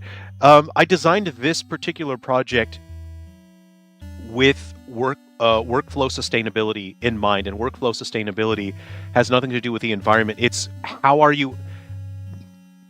sustainability is how are you able to maintain actually doing the work that must be done to produce the assets for the project. This has high workflow sustainability because the levels are built through kit bashing. Kit bashing requires very little struggle. Like, you don't have to put in a huge amount of work when you're kit bashing. Creating the levels does not inflict any emotional damage. Earlier in the stream, it sounds like a joke, but I discussed emotional damage, and there's certain tasks that will just inflict emotional damage on you. And kit bashing like this does not inflict any emotional damage. If I were to have to go into a 3D modeling program, and if I created all of these levels from scratch by modeling in 3D, that would inflict such a high amount of emotional damage. The workflow sustainability would be extremely low, and that means that the game would take a very long time to create. Using this method that I've planned specifically for this has very high workflow sustainability, and there's zero emotional damage when I'm developing these stages. So that's something to consider. This is a project management technique, and it's something that you guys can do yourself, is when you are planning your projects, consider your workflow sustainability. Consider the toll that these actual tasks take on you, and set up your project. Develop your workflow so that it has high workflow sustainability. Ashkin, I've been working on the same game since 2013 with several hiatuses. Well, I hope that I can share some advice with you, is consider your workflow sustainability. How sustainable is your workflow? And if you can identify parts of your workflow that are not sustainable, stuff that make you exhausted, stuff that burn you out, stuff that inflict emotional damage, how can you change that workflow so it's more sustainable? Why can't the malls have carnival rides in the middle and stores that people want? Malls used to be so cool. They used to have that. Malls used to have rides. They used to have awesome shops, you know. It's a bummer that they don't really have that. There's only one thing that I'm going to change here. Oh, you know what? No, this is going to be funny. I'm just going to be a mean little guy. There we go. Sounded like Drew Gooden there for a second. Okay. Yeah, I'm going to just be a little stinker. Okay. No, what I'm actually going to do... What I'm going to do is put these spikes here. So if you really suck at the start of this, if you've got a bad run at the start... the water is going to push you up against these icicles, and they're just going to stab you. You're going to get icicles, and they're going to stab you real good, and it's going to hurt. And you're going to get dead. You're going to get dead real good. If you're wondering what these bright lavender... I want it to look sinister. That looks sinister. These bright lavender... indicators are actually the hitbox. I'm sure you guys have heard the term hitbox before, but they're for me. They're for the developer to see if the player collides with the actual purple, then that is when the logic for sustaining damage will be performed. It's not actually colliding with the spike itself, but this. Hey, Valdarko. Hey, how's it going? We're working on a level. We're just hanging out. We're talking about Taco Bell. Okay, can I get a vibe read on Applebee's? Can you tell me what you guys feel about Applebee's? Is this a good restaurant? Because I watched a Papa... I'll reserve. I don't want to influence your judgment. But I watched a Papa Meat video the other night, and he wasn't happy with Applebee's. And I thought it was an interesting take. What do you guys feel? Or do you not care? Do you not go to Applebee's at all?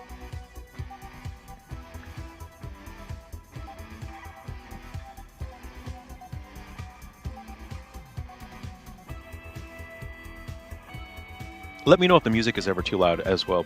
Okay, so I'd say this stage is done. I just need to remove anything that shouldn't be there. I think I got everything. Okay. All right, let's go ahead and take a look at my stages here. US, is this code for something? No, this isn't code for anything. I just want to know what you guys think about Applebee's. Good selection, low quality. Oh, so what Papa Meat said, he said that all the food is basically just microwaved.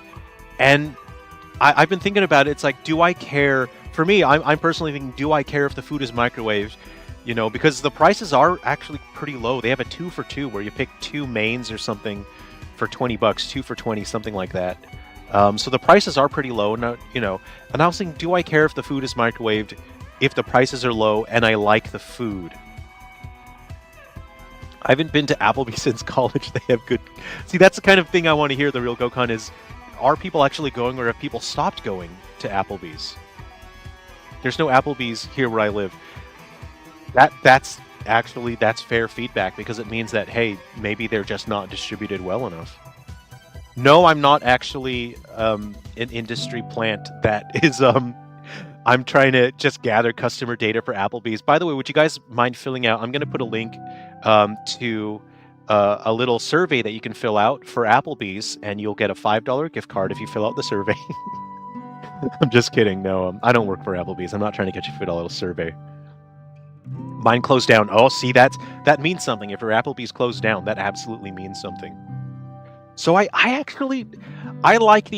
like the food at Applebee's, and I like the prices. I don't necessarily choose to go there, but if I'm with friends, you know, we'll go and grab an Applebee's.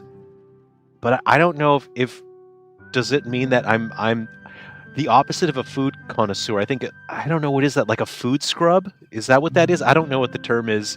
Whatever the opposite of a connoisseur, I guess I'm a food scrub if I like Applebee's. I think that's what it means. Codes for 3 weeks just to pull a survey out. Oh yeah, I've been faking sharing advice about game development just so I could get you guys to fill out an Applebee's survey. That was my whole... This is my reveal. This is where I come out as an Applebee's survey distributor.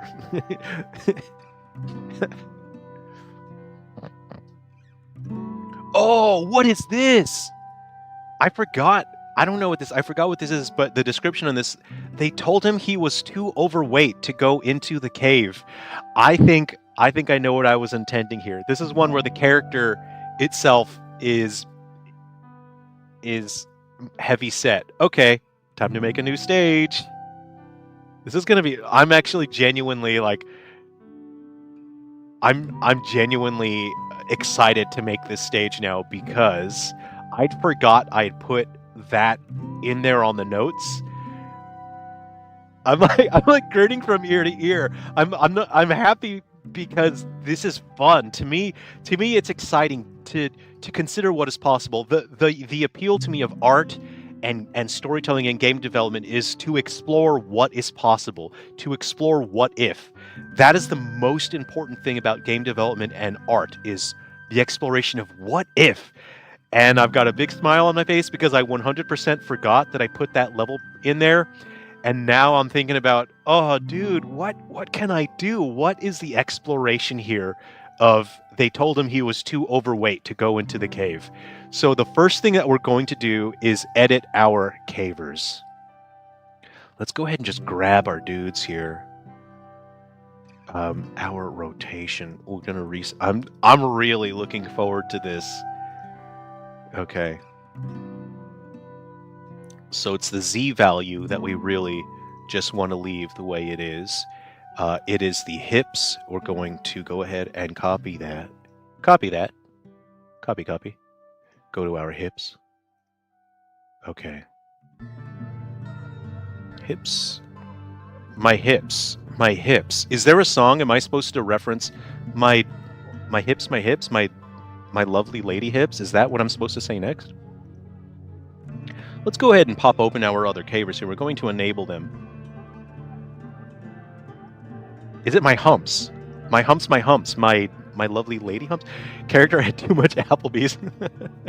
For the developers and scumbags in the city, it's all about zoning and greasing enough palms to redistrict. Basically, you can do it if you have tons of money.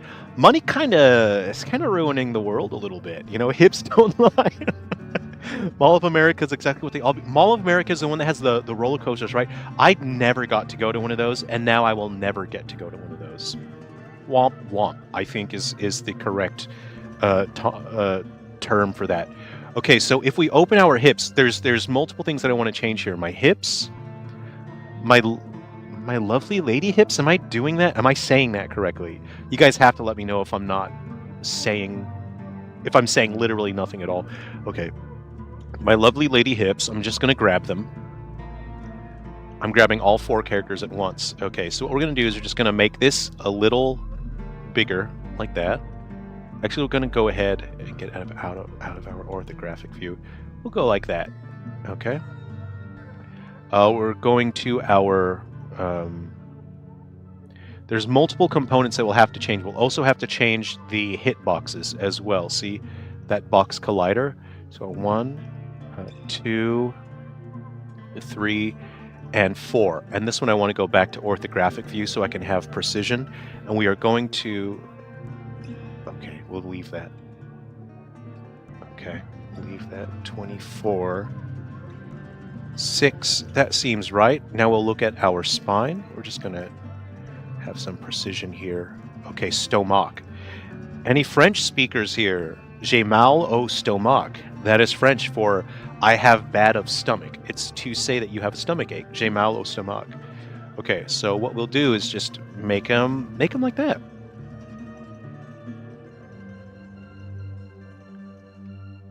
Okay. There we go. This is how we introduce new concepts to the level, so that the levels feel different. Okay, so we now have that. Let's see.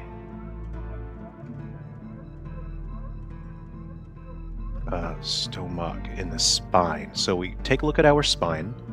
1, 2, 3, 4. We have now selected... Okay, hold on. Oh, the spine doesn't have the hitbox. It's the hips that have it. So let's take a look at our hips again. Go back to our hips. We'll just go like this to save myself a little bit of time. Hips. Okay. And we want to make those body boxes. This is a body box, right?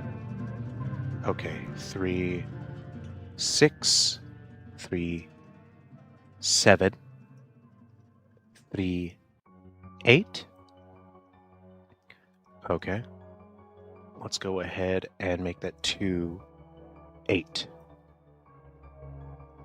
Okay, 2 and 3. I'm just fine-tuning. You see, I'm just adjusting values one at a time until it feels just right.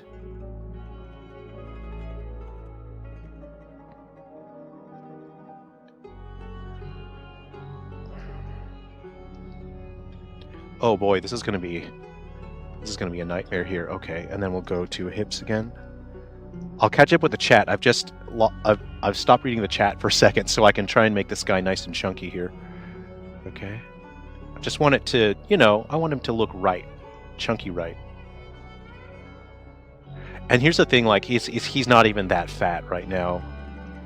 So we got to make this boy real big. We got to make him a real big boy. Here's the thing, I'm being too precious, right? I'm being too precious. We just got to make this a big boy. That's what we got to do. I got to stop. It's important. It's important to keep that in mind because sometimes we can be a little too precious, and you need to be able to identify when you're being too precious. I'm being too precious right now. I just got to make this a big boy. He gonna be real big. This guy's gonna be real big. Okay. There we go. He should not be going into a cave. There we go. All right. Let's go ahead and check our collision data again. Okay. Now we will adjust our hitboxes. There we go. Now it kind of feels like this guy should not be going into a cave now. This is real good. I will catch up with the chat. Just gotta focus on making a real big boy. He gonna be real big. Ooh, you gonna fit in that there cave real good. You gonna fit in there. You gonna get in there. All right, now we need to get the top part of our torso, so we will go torso. Yeah, you gonna get real good. I'm gonna make you fat. I'm gonna make you real handsome. There we go. Put that in there. Yeah, you gonna be real chunky. You gonna get in there. You gonna be a real big boy. Yeah. I'm gonna feed you burgers and cake, and I'm gonna give you Mountain Dew, and you're gonna get real big, boy. You're gonna be a big boy. Oh, you're gonna be real big. Okay. I think that's fine. I think that's good. Hold on. Yeah, okay, let's go ahead and check the collision boxes. I think spine 1 is what we want here. Spine 1. I'll catch up with the chat in just a moment. Let me just finish checking this, and then we'll just make our arms and legs a little bigger. Okay. So we have our collider. Ooh. There we go. Make sure your collision boxes fit real good in there. That's number 1 there. No. Or I'm blocking, but the part of the inspector that has that in there. Hold on. See, it's blocking. I'll just move it over a little so you can see it. I can't see it because I have another monitor here. Here we go, right there. Okay. Okay, and then we'll get that vertical in there. 2, 3, 1, 3, 5. There we go. Okay. 3, 6, 1. I reckon that they're real good. Now, we'll just save our progress. Okay, we're just quickly going to... We'll just run it, just to make sure that it doesn't freak out. I'll catch up with the chat. And then what we also need to do as well, is adjust the arms and legs so that the arms and legs are also chunky. Right now that the arms and legs don't really fit because they're like toothpick sized. So let's just go ahead and run it, and then I'll catch up with the chat.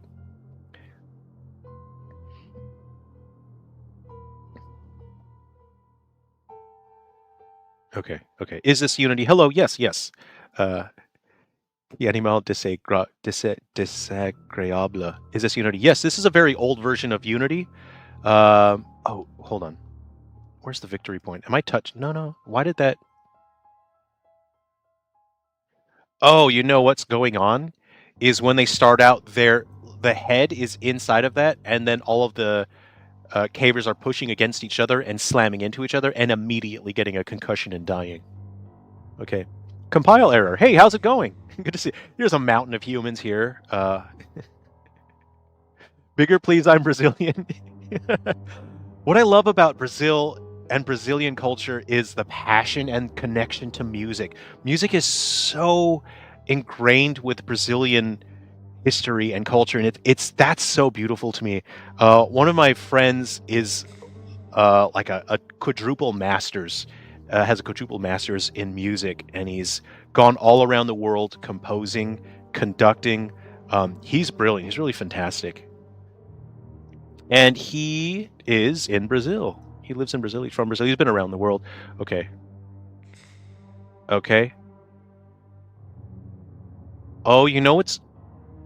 So have a look at this. You see, like, he's not that... Oh, I'm a little bit bummed out. So you see, I have to do more work here. So you see how his waist is big, but the other parts are smaller. And the reason they're smaller is because there is an animation controller that is generally used for breathing, right? So let me see what's going on here.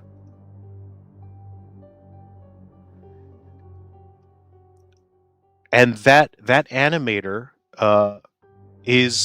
controls the breathing. So you can exhale and your body gets smaller, but that is interfering with the values that we've manually put in. What we're going to do, I'm going to disable the animator, and we should see that the character should now still be chunky. He'd be a real chunky boy, a Mountain Dew boy. Yeah, compile error. Hi, mate. A long time fan. Awesome to see you live. I have some experience with Godot and Unity. Awesome. What do you prefer? Do you prefer Godot or Unity? So you can see our chunky friend is now still chunky. So we've disabled that. Oh, doesn't he look heavy?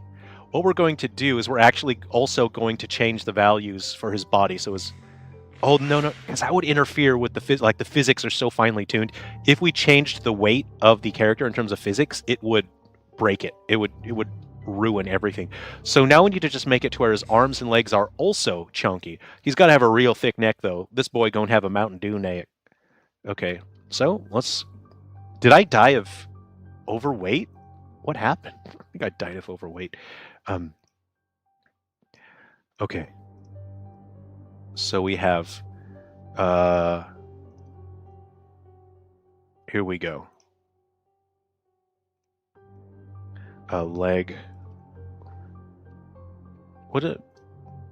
What's the name of this thing here? What we got here? Leg up 2. Leg up 2. Okay, we're just gonna make it real chunky. Just like this. We just want to match the rest of his chunky body. You gotta have real thick calves. Okay, here we go. This is leg down thin. Leg down. Leg down thin. It's like a metal band, I think. Leg down thin. That's like a metal band, but they do like Scottish Highland music. Shopping malls need an indoor skate park. Oh, that'd be so sick. So we're spoiled. We're so spoiled in Australia because we have skate parks literally everywhere. Just towns everywhere have their own skate parks, and kids can just go.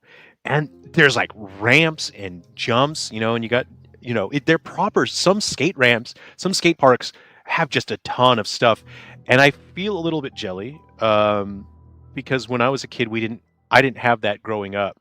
And if I did, my friends and I would be going to skate parks all the time.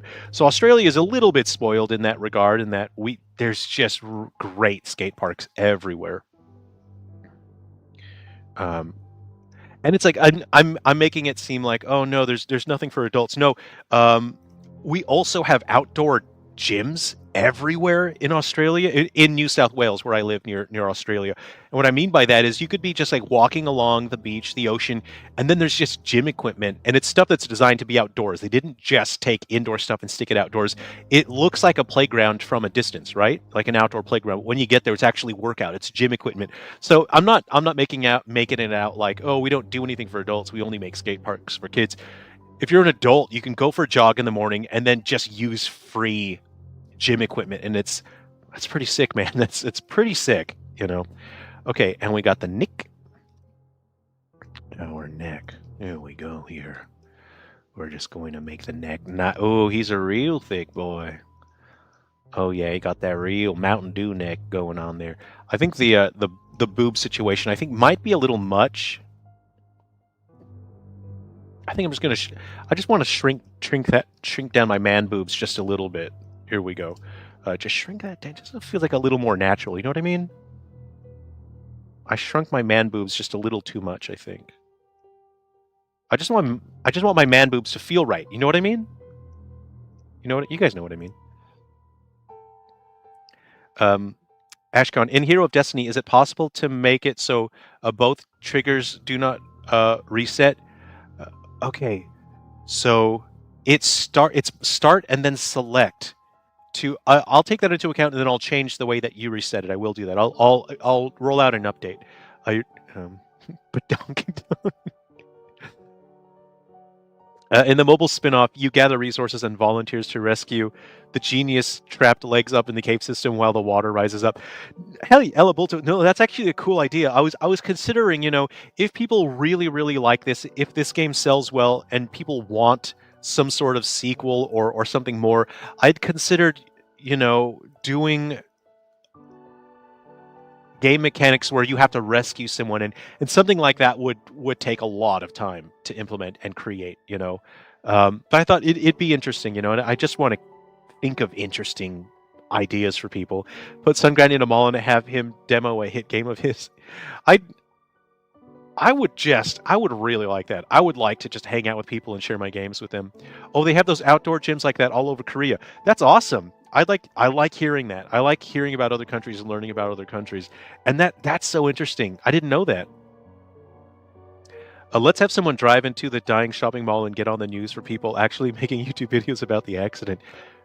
Well, it's so empty that you could drive into a shopping mall and nothing bad would happen. You wouldn't hit anyone because there's nobody there. Ouch. I'm just going to save this as a template. Template chunky. Here we go. Let's go ahead and test the functionality of our chunky guy now. Let's just test it and see how it works. Same with Canada. Maybe not everywhere, but I know a couple. Oh, Canada has the outdoor gyms as well. I've worked in Ontario a little bit, and it sucked. I was doing event management at the time, and it's highly demanding. It's highly brutal work. My thighs are not nearly thick enough. I'm looking at this big boy. I can see that my thighs are not thick enough. So we'll adjust that next. My thighs aren't thick enough. But I worked in Ontario for a little bit. They shipped me over to do event management. That was fun. I never worked in British Columbia, but I did drive through British Columbia a little bit. And it kind of sucked because I was working like nonstop. It was just go to the event, open up, manage everything. I was up until like 1, writing articles and editing and doing photography, and then posting the articles, doing online marketing. And this was in the early. No, this was at like the late 2000s. No company was using the internet. No company was using social media to market. And so I was one of the pioneers that worked with those actual major companies to use social media. No one was doing it. It didn't exist at the time. And so I helped pioneer that with different companies. We were using social media to market events to people. We were running events, but that meant like I was up until like 1 or 2 writing, and then I'd have to be up at 5 or 6 to open up the event and then do it again. And you do that for a couple days in a row. And I was in my early 20s at the time. And when you're in your early 20s, you're basically like an android from Dragon Ball Z. Like you've got infinite energy and your body just keeps creating more. And so you can do it. And that's why they brought me on in those, because in those industries it was all old people, and I'm not saying that to be disrespectful. It was just old people. And so they brought me in because I could do a lot of work and I could keep working long hours and I understood what the internet was. And I really, really enjoyed that work. Um, but these days, I'm in my late 30s and I don't have infinite energy, not like I was when I was 20, but I still really enjoy physical work. I could do ranch hand work. I wouldn't say all day long. I would say for a goodly sum of hours throughout the day. I just want to see if I can get my fat, chunky body stuck in here. Okay. And I've been considering getting back into doing some event management work because I really enjoy it. It's fun. It's a good challenge. I like being around people. Let me get my chunky body stuck in here. 2 hours later, he's going to be a sphere. And then we've got a different game. And then you're a sphere rolling around. Oh, you're doing pretty good for your late 30s. Thanks. I appreciate hearing that. But oh boy, like your body is gonna let you know that you're getting older. Okay. Let me get them real thunder thighs going right there. I want them real thick thighs. I want them KFC thighs. Real good. There we go. I think that's right. I feel that this is right. Let's go ahead and just give a test, and I want to see what happens now. So something's going to drop down on me.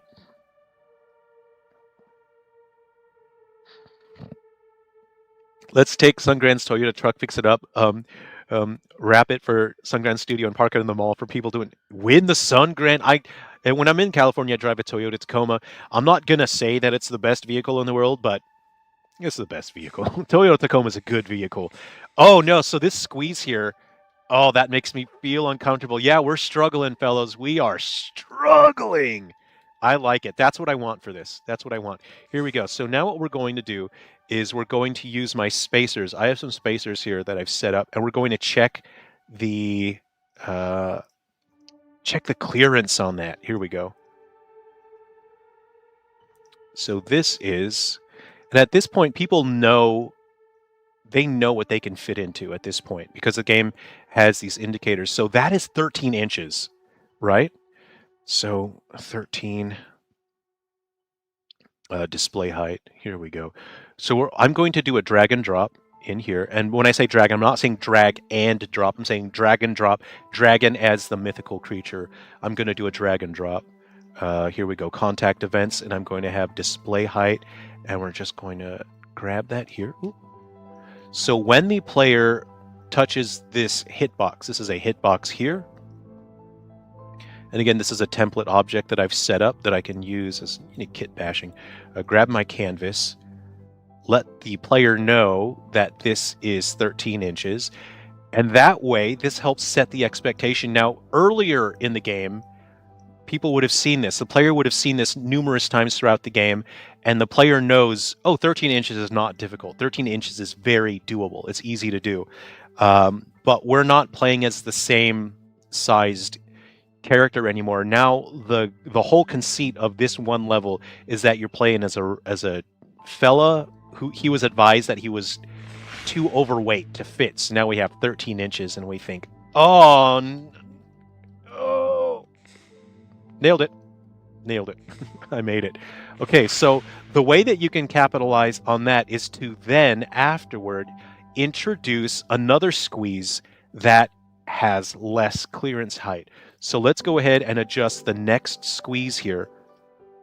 We'll do a second squeeze, and we will make this 12 inches. So we saw 13. Let's go ahead and make a 12. No. Let's try a 10-inch squeeze and see what happens.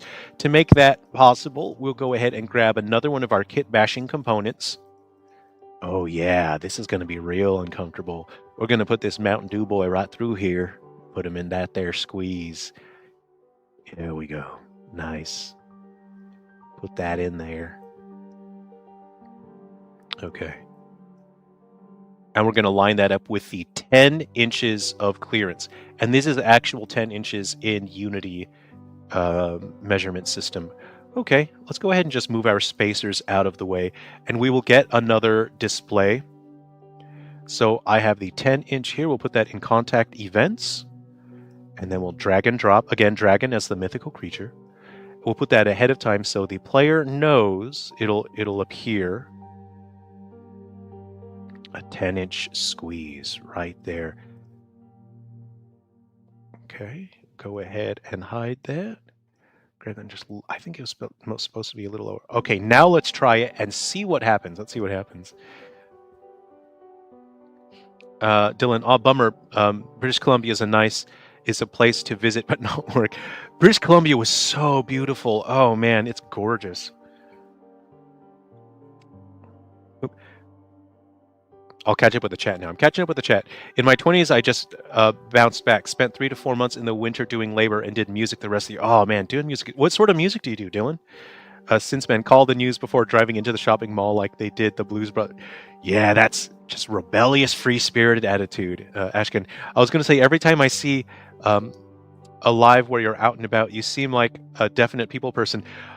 I just like people. I really like people. Here's the thing. I think I get that attitude because I grew up playing JRPGs, and RPGs gave me this feeling, this attitude of you could just meet someone and then make friends with them, and then you get to hang out. So games like the old Final Fantasies and Breath of Fire, I am struggling to get through here. I'm a sausage boy, and I'm struggling. So now we go through here, and we have 10 inches. Oh man, looking at this makes me feel uncomfortable, man. Uh-oh.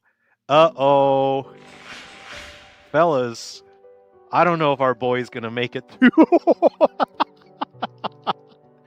Nope. We're not going to make it. We can't do 10 inches with our big boy body. We can't do that. Uh-oh. I think we're going to have to change it to 11. I think you can make it 11, but definitely not 10. Oh, boy. Oh, boy. Okay. Yeah, what I like about event management is you get to hang out with people, you know. I like it. I like that. Let's try 11 now. All right.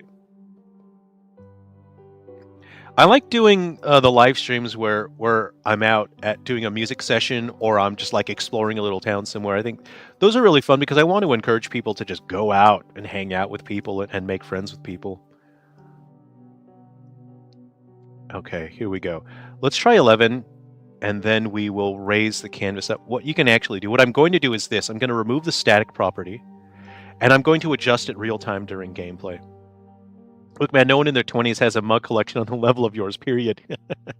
Oh, a mug collection requires time. Time is all it takes. I actually have a real policy for the mug collection is I don't like mugs where you drink out of the top of a character's head. I just think that's kind of tacky and lazy, you know? And I think if you're going to make a mug, make one where it's something, you know? I like the one that has the gun going through it. Okay, 11 inches. We'll see if we can make it. I think we can, yeah, we'll squeeze through that. So what we're going to do, I want it to be more of a struggle. Oh my God, something fell on me. Something fell on me. Okay. Oh. Oh, I know what I want to do with this level. I know what I want to do. When it falls on you and pins you down, then the goal will be to exit after it falls and pins you. Okay, so what we're going to do is we want to do this level. We're going to go from 13 to 12 to 11. Okay, so we'll taper it. So I know that 11 will work. This thing crushed me properly. I have been properly crushed. Okay. Oh boy, look at that squeeze. That is a squeeze. Okay. Oh, hold on. I'm editing the template here. This will be a template. Okay.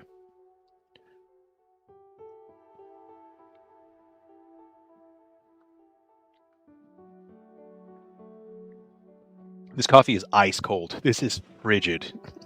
This coffee's been sitting here for ages. Okay, this is going to be 3-3. Yep. Make him obese 200 kilograms bigger. Actually, well, you could. Hey, there's more levels that we could make still. You know, I had considered. I'm considering if I have time in my development to have levels that are not in caves, that are somewhere else. Like I was thinking of doing one that's in like one of those, like a rock climbing gym or like an indoor like an indoor rock climbing thing, but then have trampolines, you know, just to have fun with the physics system that I've built here. And so have it where players jump off a thing and they go off a trampoline and they try and reach a goal. I think something like that would be fun. So I might do that. I'll see how I go with development time here. Greasy, like, ooh, what if there was an item and you use the item and then your character became more greasy? You know, because there is friction simulation. Can't go wrong with KFC. I'm not trying to advocate for KFC because I think that it's not healthy, but boy howdy, KFC is so good. Original recipe, like I could eat original recipe right now, and I think I may have just talked myself into getting KFC for lunch. I'm not trying to advocate, you know, people eat unhealthily, but ooh, KFC's so good. Okay. What we're going to do now... All right, here's what we're going to do.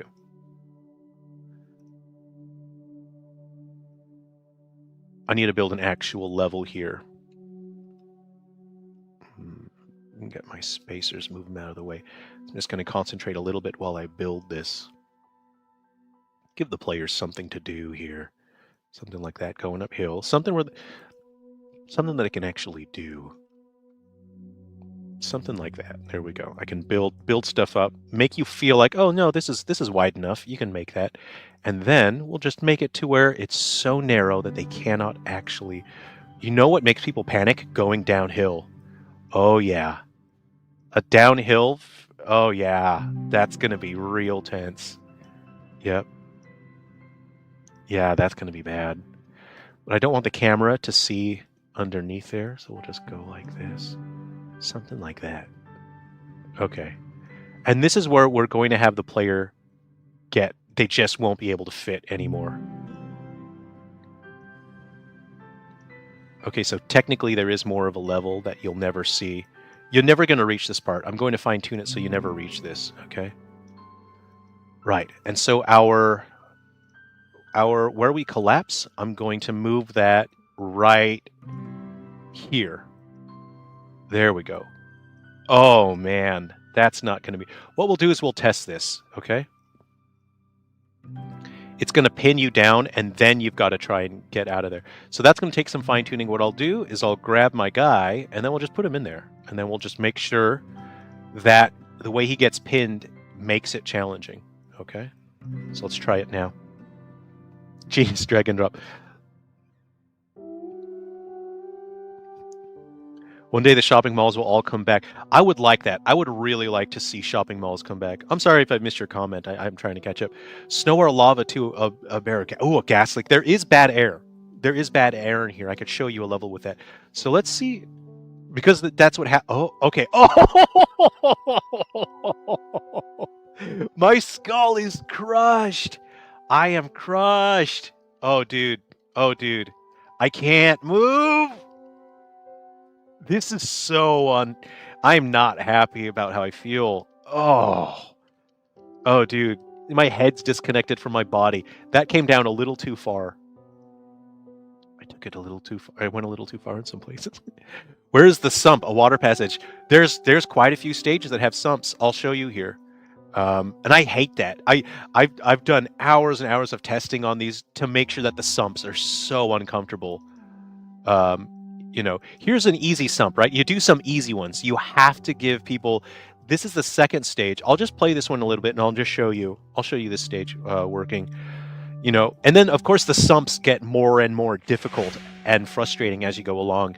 The physics-simulated rocks do add some challenge to it because you can actually pin yourself worse if you're careless about moving around the rocks. Let's see. Okay, I'll get... Oh, see, that one's rolling. That could have pinned me. Ow. Okay, ow. My arm's stuck. There we go. There we go. Get my hips in there. Okay. Oh! Okay. No, I can make it. I'm squeezing. The loose rocks are kind of making this a real chance. Get my legs free here. No, I can make it. This is fine. I can do it. Okay, here we go. No, I'm good. I'm good. Okay. All right. Okay, so we start going through here. Oh.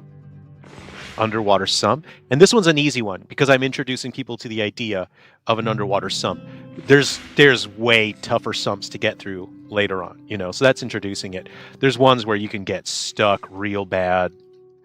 Okay, those pebbles. You got to try and free those pebbles, you know. You can control each limb individually, so you have to try and make that path a little easier for yourself. There we go. Okay, now I've decided to turn around.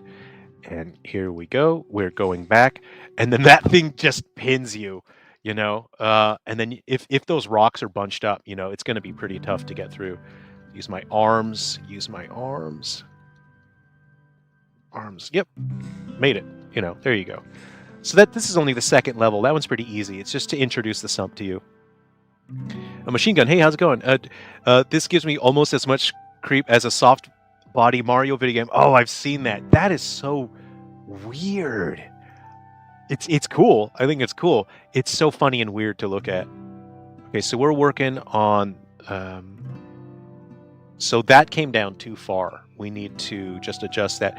So how I control the logic on that, this is the script. The script I wrote is called the Cave Creature, a scripted movable object. There's the movement speed and the active duration. What we're going to do is reduce the duration time. I'm actually going to increase the movement speed on that so it feels more violent. Okay? Need an air meter. There's an indicator that lets you know that you're about to choke. And the reason I had considered that's very good that you bring that up. It's very good you discuss that. Because there is a concept called gamification. It's introducing concepts into the experience that make it more obvious that the player is playing a game. Gamification is fun, but it breaks immersion. And the aesthetic that I've chosen for this is to make it feel like a YouTube video and to make it feel like you are there with the person struggling. If you introduce something like an air meter, to me, in that situation, it over gamifies the experience and it feels too much like a video game at that point.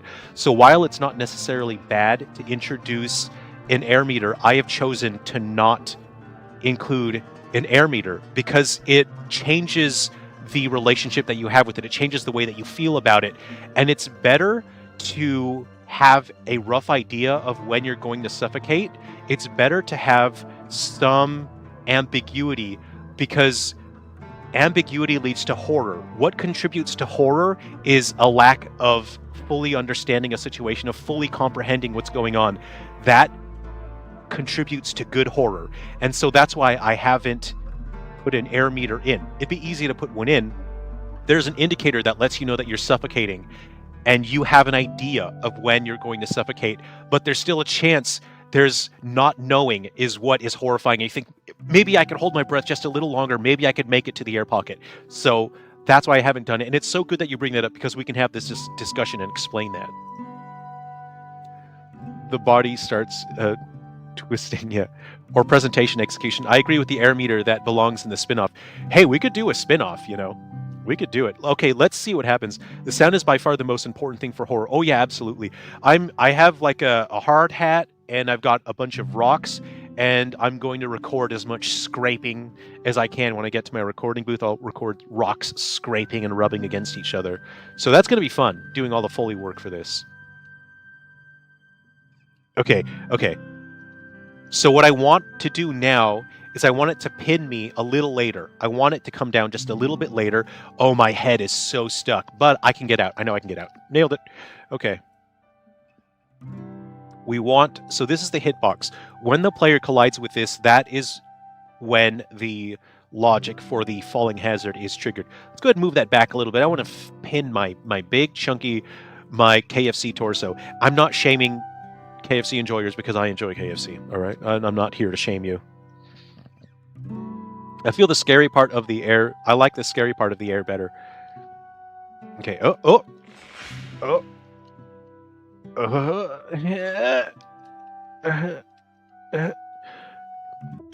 I think it would work more effectively if the part that pinned me has a more flat, broad surface. So I'm going to kit bash a little bit. So I'm going to grab this component here. Okay. Reset position. And I'm going to bring this down like that. I'm kit bashing. I want the part that pins my body to be more broad. Okay, Hound of Ill Omen. Hey, wow, I really appreciate that. Thank you very much for the support. That really means a lot. I appreciate that. Happy to catch you live for the first time. By the way, your mixtape review was certainly a 10 out of 10s. Out of 10s.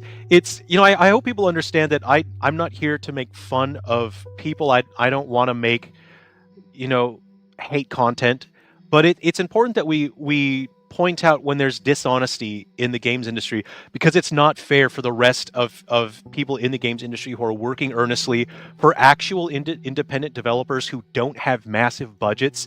It's not fair to cannibalize the trust. We have trust for indie developers, right? We trust that you guys are doing the best with what you've got. You don't have millions of dollars. And so we have a relationship, we have trust with indie developers because of that. And so for a studio that has access to millions and millions and millions of dollars to call themselves indie and to be able to conduct a marketing campaign where they can gain positive, they can portray themselves in a disingenuously positive way, it's not fair. It's absolutely not fair to the people that don't have millions of dollars. You know what I mean? And so I hope people understand that's the point of my discussion and what I'm trying to point out. I'm not trying to say, I think people understand that I'm not making fun of people that enjoy the game, or the software title. We can call it a software title. Ashkin, thanks for your time and expertise. What I really want to do with this channel, first, I want to bring laughs to you guys. I want to make somebody laugh real good. And I want to help you guys with your game development. I want to help you with project management techniques so that you have a higher chance of finishing your projects and making something that you really care about, something that you believe in, that you can share with other people. I want to help you be able to do that. I think the most practical way I can actually do that is project management skills. Oh no! Oh, I hate that! Oh, I hate that so much. This guy's dead. This guy's not coming out of this cave. He's not coming out of that. So what we're going to do is we have to fine tune that. That guy's not making out of it. How about a billboard that has Sungran Studios on it? Nobody would know. Nobody would know what that billboard means, except for you guys that are here. Oh!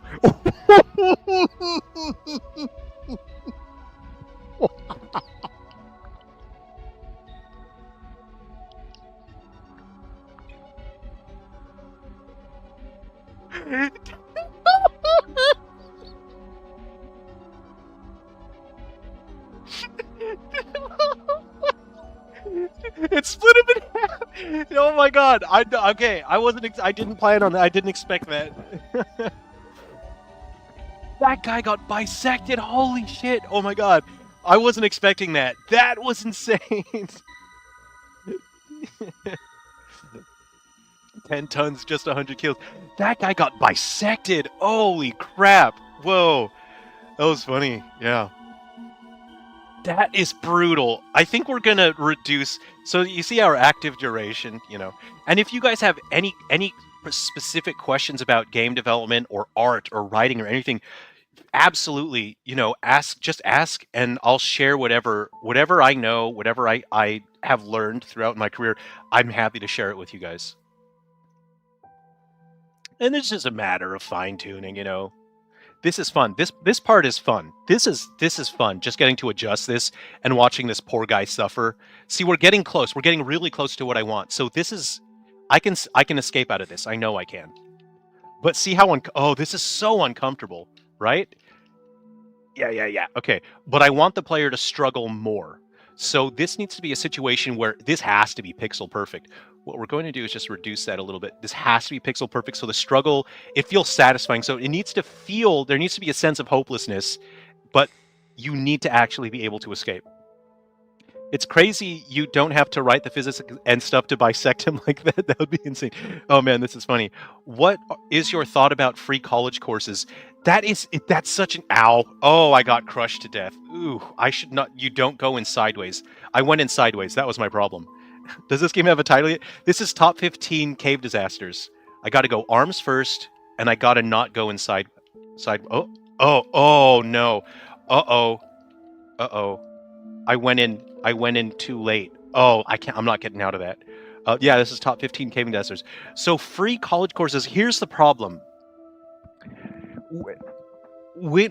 Okay, I'm gonna get philosophical here. Gravity, is that is that still down? This is not actually using gravity. This particular thing, I do have physics simulation. I do have gravity. For example, we'll run it, and then I'll let you watch what happens here. These objects are using gravity. And I do have that. Well, they were all inside of each other, so they exploded. But they're using, 9.8 meters per second squared or whatever it is. This object does not rely on physics. This one is scripted so that it moves a certain amount for a certain duration. So the movement speed is 0.75 and the active duration is 0.55 seconds. So I just want to have this activate. So this is just translation. So I'm going to get a little philosophical here.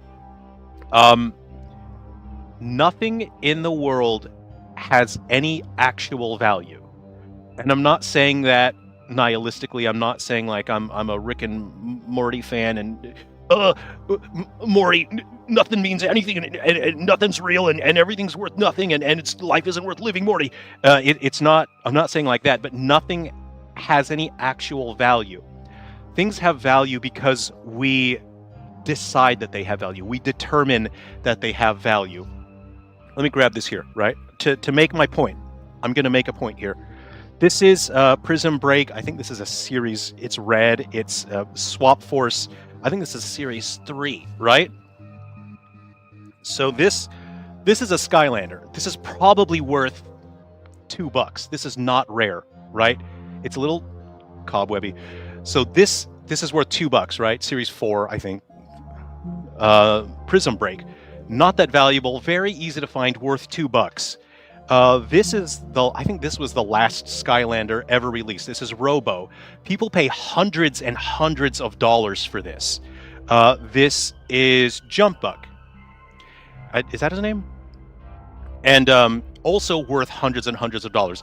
People pay hundreds of dollars for this. Absurdly rare. These two are so obnoxiously rare. Dedicated collectors. There are dedicated collectors that still don't have these. These are two of the last Skylanders that ever came out. But they don't actually have any value. Take a step back. Take a step back from pop culture, from video games, from cartoons. Just take a step back. Be a human being, right? Look at the whole world and tell me what is the difference between this stupid piece of plastic and this stupid piece of plastic. Why should you pay $2 for this and $400 for this? What is your answer for that? Why? There is no answer. There's no reason why you should pay $2 for this and $400 for this. These things don't have any value. This is garbage. They're plastic. They don't mean anything. We only arbitrarily assign value because we say that they're valuable. This is easy to find. This is very common. You could find it anywhere. And because it's easy to find, because it's common, because you can access it easily, it is easy to access, we determine that this has low value. This is harder to access. This is very difficult to find. There are fewer number of these. It's hard to find, it's difficult, it's rare. And so we arbitrarily determine this has high value. But that's a load of bullshit because they still have the same value in terms of their existence in the world. They don't actually mean anything. They have no real value. We just say that they have value. One is easy to access. One is hard to access. And so we as a culture see more value in this.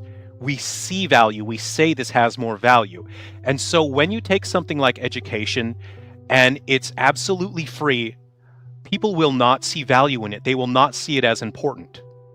And they will say, oh, well, anyone can do it. Who cares then? Who cares? It's not valuable. It's not rare. Anyone can do it.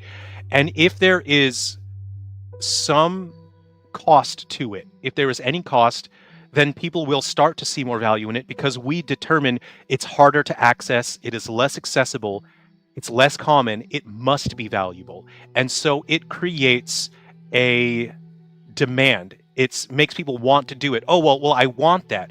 It's the same with games and emotional manipulation, psychological manipulation with loot boxes.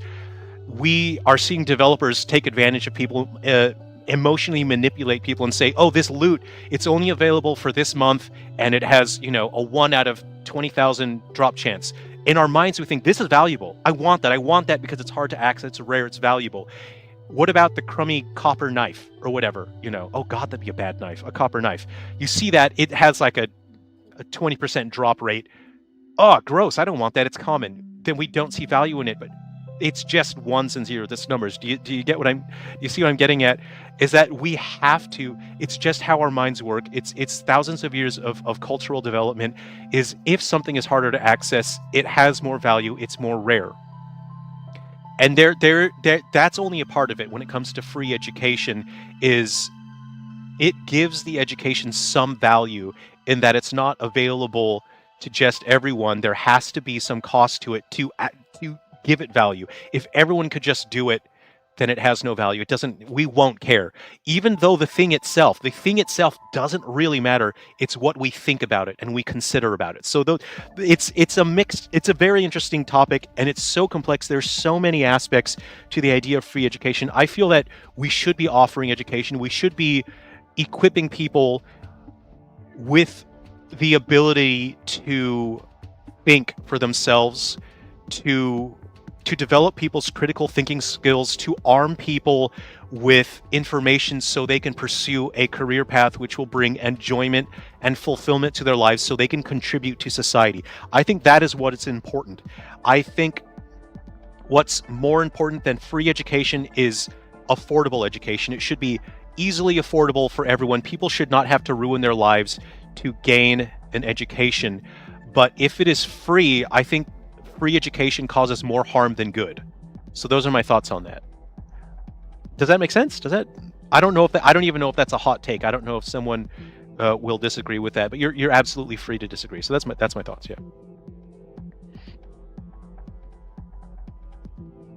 Yeah. Cool value rant, bro. But I'm gonna go get another Mountain Dew because I know my worth. I'm not Mountain Dew shaming here, right? I do the dew, baby. I do the dew. Right? Just not that often, because there's a lot of sugar in a can of Mountain Dew, but I've been known to do the dew in my time. I want an honorary Chinese certificate. How do you get an honorary Chinese certificate? I have a PhD in forgery. Nice.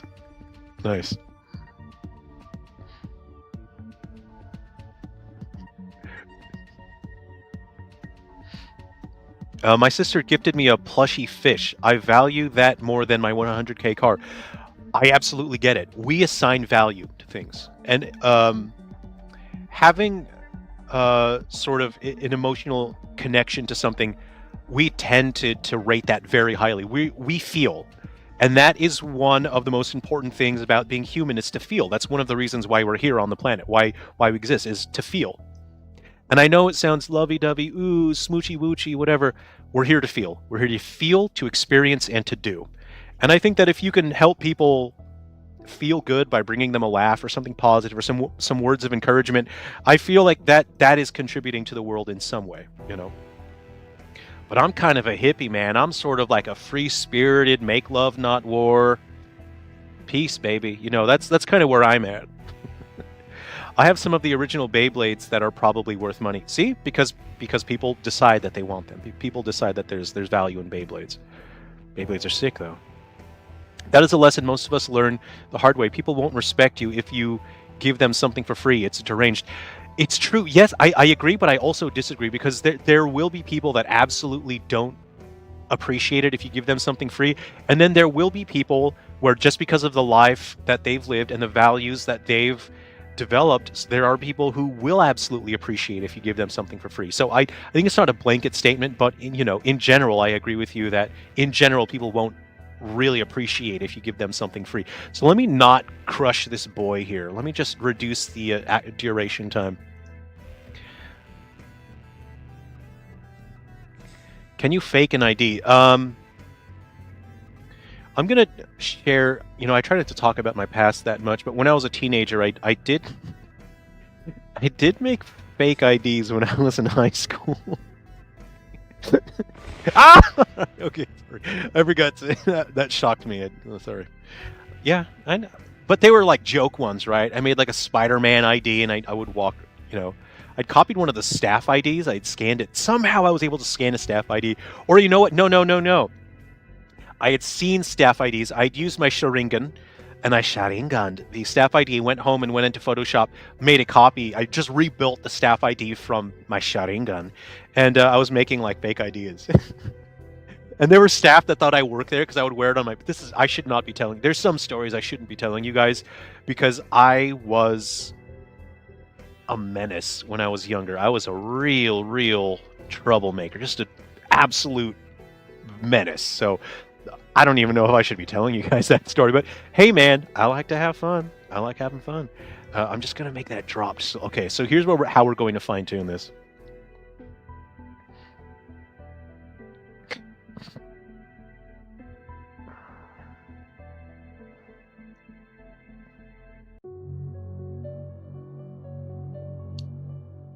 I have to think about it some more, but I see the point you're trying to make. Hey, thanks for listening to me. Thanks for hearing me out. And we all come from different places. We all have different lives that we've lived. And, sometimes we're not always going to see eye to eye. Sometimes our communication won't line up. I think that's one of the fun things about communication is sometimes we just don't connect, and then sometimes we really do. And then I think that's cool. I value Silent Hill 4 as the best horror game because I learned English with it. Whoa! Are you serious? That is awesome. That's so cool that you learned English through Silent Hill 4. Very cool. That's a great game. I really like Silent Hill 4. Hound of Ill Omen. I understand what you are saying and agree. This is an interesting inversion of that. If you spend money to get a good review, the reviews loses value. You're so right. You're absolutely right because we're not stupid. We understand intent, right? And we understand the intent.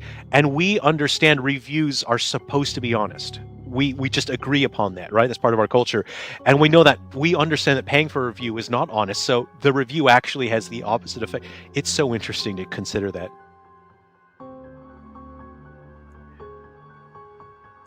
Statute of limitations, baby. So I want to. So you say statute of limitations. I want to make it at some point. Jerrel's the real McLovin. Hey man, you gotta have some fun. You gotta have fun. I present here. We all have different aspects to our personalities, right? We're not all just one thing. It's important to me, like my career, in terms of taking my abilities as far as they can go, of helping educate people, of doing the most with my abilities and making games. That's very important to me. And it's important to be a good example, to show people what an adult is, because we have so many examples online of bad adults, right? I want to show people, look, you can be a good adult, right? You can be respectful to other people. And that doesn't mean that you have to be a stick in the mud. It doesn't mean that you're a square, right? You can be a good adult and you can have the time of your life. You can have a ton of fun. And so I'm trying to show that balance, but there are different aspects to all of our personalities. And part of my personality, and it's important to me to present in a professional and a respectful way. I'm a troublemaker, right? I when I was a teenager, I converted super soakers into flamethrowers, and I went down to the river with my friends, and I built multiple flamethrowers, and you're not supposed to combine the streams. We combined the streams of our flamethrowers, and it turned into this massive inferno. And this was a winter night. We were shooting over the lake, and we were dripping in sweat by the end of it because it was giving off so much heat. And you know what? Yeah, I am a troublemaker, and I like fun. So, but there are things like that where I think about it, and I think I probably shouldn't tell people about this. This is because there'll be people that will think, oh, I'll try that, and then they might get hurt.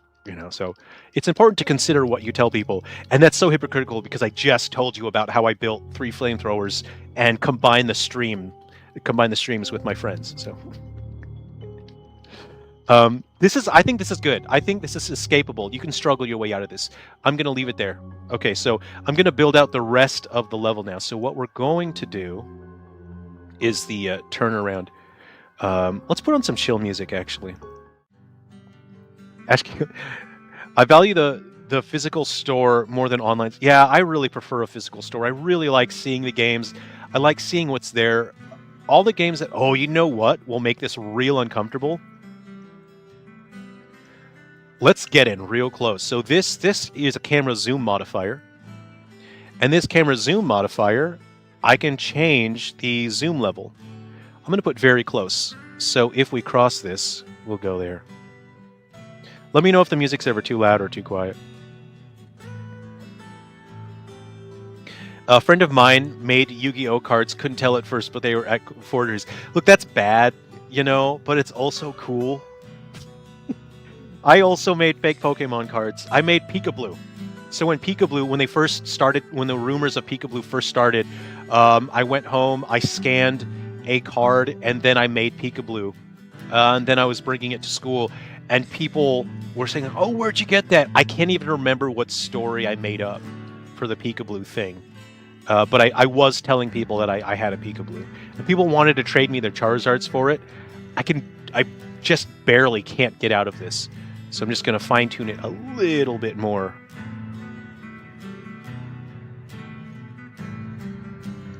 We used to make press passes. Oh, nice. And a friend with a boom mic. Oh, that is, you're sticking with the bit. That is dedicated. You got a boom mic, you got fake press passes, a friend with a nice camera who would get into rock shows free, even interviewed some bands. Wait a second. That doesn't sound like a forgery. That sounds like you're actually the press now. No, you just genuinely became the press. Put the troublemaker that was you into a video game character. Well, there are aspects of that I contribute to my games. You know, I write a lot of characters for the Silver Falls games, and I try to make characters that are just interesting, you know, and some very rarely do I ever take a part of myself and put it in a character because I want to create something new and interesting. But sometimes it's something like that where it's like, oh, I remember being kind of a troublemaker. Maybe I'll put that in this character. You know what I mean? I have a few compiler. I have a few stories I should not tell. I had everything. Let's just say I work in IT and security now. I'm not going to press you. I'm not actually like a secret agent that's here. My whole spiel was to try and get these secrets out of you. Hey, Lone Wolfie, it's good to see you. You didn't mention combining the streams. No, so like I'm not trying to say go and build a flamethrower out of a super soaker. You know, I don't want to encourage people to do that, but combining the streams was so cool. It was sick. I think I could get out of this. I think this is doable. Let's go ahead. No, we have to do it though. We have to get out of it. So, okay, this is so doable. I can do that. It depends on your starting position though. Ugh. Okay. Absolutely doable, and we've done it. Okay. And what we want to do is tell the character to turn around. So, is this the contact event that says to turn around? Okay, yeah, this is the contact event that says to turn around. So what we'll do is this. Increase the hitbox on that. So, contact event turnaround, and on this trigger we want to object to activate contact event. Okay, we're going to activate that event. Okay, we are going to turn that off, and our canvas, we'll want to tell the player to turn around. So they get crushed by a rock and they decided to turn around and leave, which means we need a boundary message. So we will start the boundary here. Okay, we'll get the canvas just here. Okay. And our victory point. So we have our victory point right here. When the player touches this, they have achieved victory. These are, and that's just an effect to let us see the light. See the light. But there is an invisible box. You see that? That's an invisible wall, so we won't be able to progress until we reach the turnaround point. And at the turnaround point, that's when that will be deactivated. So we'll go ahead and drag that into objects to deactivate. The contact event, again, we will disable that. Go ahead and just test before we add anything else. The mall here in Denver has the nerve to charge for parking. Nobody's going to go to the mall if you charge for parking. That is preposterous, ridiculous. I break the barrier thing that comes down. Merry Christmas, stupid society. So technically that's the wrong thing to do, right? Technically, oh, you shouldn't break the barrier, you know. But I am on the side of charging for parking is bullshit, and I'd say break it. I'd say break the barrier and let people park for free. Because what that is a technical term You might not have heard of it, but charging for parking like that, the technical term is load of shit. That is a total load of shit. And if you break the barrier and allow everyone else to park for free, I say that's fine. I'm going to say that's totally fine. It's Caesar's Palace in Vegas. A new Vegas. Very inspiring. Hey, Ashken, thanks for hanging out. You know, check the episodes on the channel.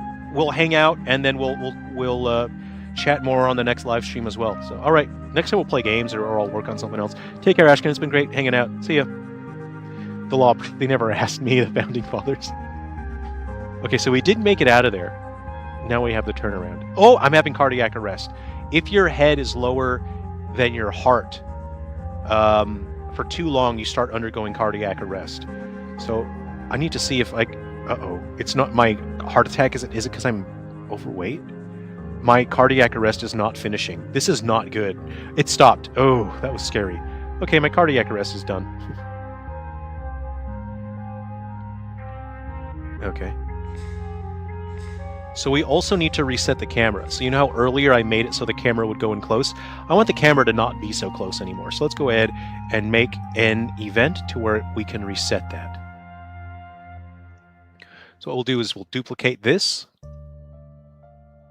Once the player has escaped the trap, we will return it to standard default. We want to hide that, and on the trigger, we will, let's see, contact event. We will activate that camera zoom modifier. There we go. Okay, so we want to define our squeezes here. Let's go ahead and move our guy back to the beginning. Our chunky guy. I should probably wrap up the stream and get some food pretty soon. I'm pretty hungry, actually. I haven't actually eaten anything. I've had my coffee, which is ice cold. I might have some more of it. Yesterday, I've seen 3 minutes of devlog of Homegrown and felt an immense urge to progress my game. Now I'm feeling that again. It's like seeing someone play Terraria. It makes you want to do it. Absolutely. You know, if you feel the drive for your project, go for it. You know, absolutely. And I was sharing advice earlier in the stream about project management and how to manage your workflow sustainability so you can keep working and not burn yourself out. I see a MF IDE, and all I can think is Python classes, behavior loops. Yeah, I hear you. If you spend a lot of time just staring at something, it kind of co-ops your brain a little bit. So I accidentally spawned my caver on the wrong side there. Actually, no. Hold on. My victory point should be farther back. That's what we'll do. Let's move the victory point back. This is water here. This is the victory point. See this large opening? Normally I don't have large openings, but that's what gives the guy his false sense of security, right? Okay, and then that will be our point here. Okay, and grab our caver. Move the caver there. Now when we start, it will give us the first indicator. A compiler. The reason take a shopping mall and swap the holidays around for people to be confused. You know what's so fun is the Dead Rising games where you've got free reign of shopping malls and you just go in and have fun. I really have you played the Dead Rising games? That one's easy to get through, because that gave us our height, our squeeze. So that one I want to hide. I don't really care about that turnaround there, you know. So I don't want that there. Let's go ahead and hide that indicator. I think it's this one. Yeah, display trigger. We'll move that out of the way in case I want it for later. Let's grab our, let's see. We want the 12-inch indicator. We'll put that on contact events. And we will measure that for 12 inches. Okay, canvas. Yeah, that's easily 12 inches. That right there. That's still 12 inches. Okay, so we give that player that sense. And then this one is the 11 inches. Where are we going to put the next squeeze? We'll put the squeeze here.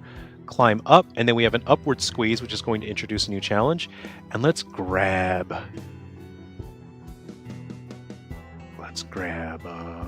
this one. Now let's grab this one. No, this one. Okay. And now we need to make an 11-inch squeeze for this player here. Let's go ahead and just display. We know that he can't do 10. We've already tried 10. He's not going to make it.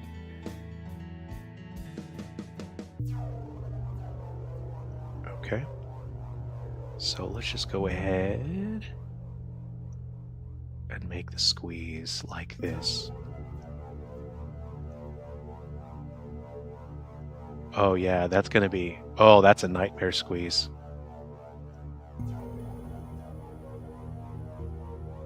No, see the difficult... See, that's actually misleading because there's a slope, so that spot is actually tighter. So I wanna be more fair with this. Let's put the squeeze... Let's put the squeeze at the pinnacle right here. That makes it more fair, right?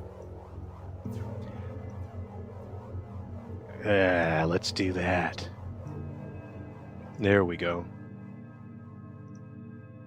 Okay, we'll grab the canvas. All right. Oh yeah, like that.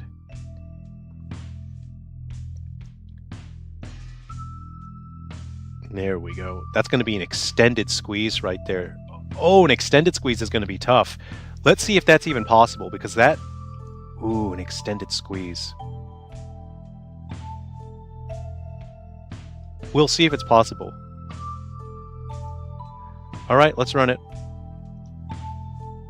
If you're upside down, your heart still do the same, but gravity. Yeah, you'll get cardiac arrest if you're upside down for too long. So pumping the blood to your feet is much harder, so it pumps harder and harder. It's a bit late here. If you're going to wrap up soon, I'm going to say bye. Yeah, I'm going to wrap up soon. Thanks, Machine Gun. Thanks for hanging out. Got to work some more to make the itch go away. Work on your project. Let me know how you go. You know, leave comments, or we have a Discord where you can come and hang out. Let's make the shopping mall for the younger people to enjoy. I feel bad for younger people that don't get to go to the mall to hang out with their friends, you know, because that was such a cool experience. It's the same for an arcade, you know, and not having the arcade to hang out. I have seen arcades, though, you know, over the past few years that actually are quite good, and I have seen them busy. So I'm glad to see that, you know, and it's really heartening to see that. It's cool. But malls, unfortunately, they're never coming back. We cannot bring them back. I suspect, you know, within the next 10 years, there's going to be some one-offs, you know, where people get really nostalgic and they push for it. But it's going to be treated like an amusement park. You know what I mean? I think I wanted 12. I actually wanted... Oh, jeez. Oh no. Oh, I hate this. Oh man, I'm stuck. I am 100% stuck. Okay, so we need to raise it to 12 inches. You can get through an 11-inch gap, right? Just a gap. But oh boy, that needs to be just a little bigger. So this is we need the 12. Where's the 12?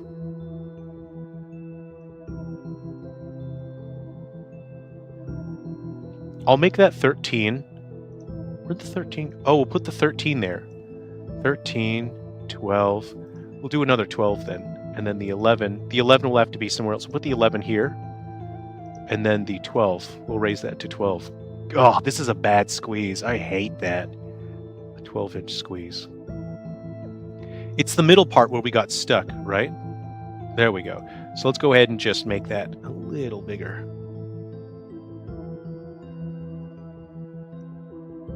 Okay, 90s kid here. Yeah, we have. I foresaw this happening. Is the shift from 80s nostalgia? I would call it exploitation, and I'd foreseen that we were going to have 90s nostalgia exploitation, and that just happens. Next decade we're going to have the 2000s nostalgia exploitation, but we will not have nostalgia for the 2010s. There is not enough of cultural identity in the 2010s, and it sucks. You know, I'm not trying to be a doomsayer.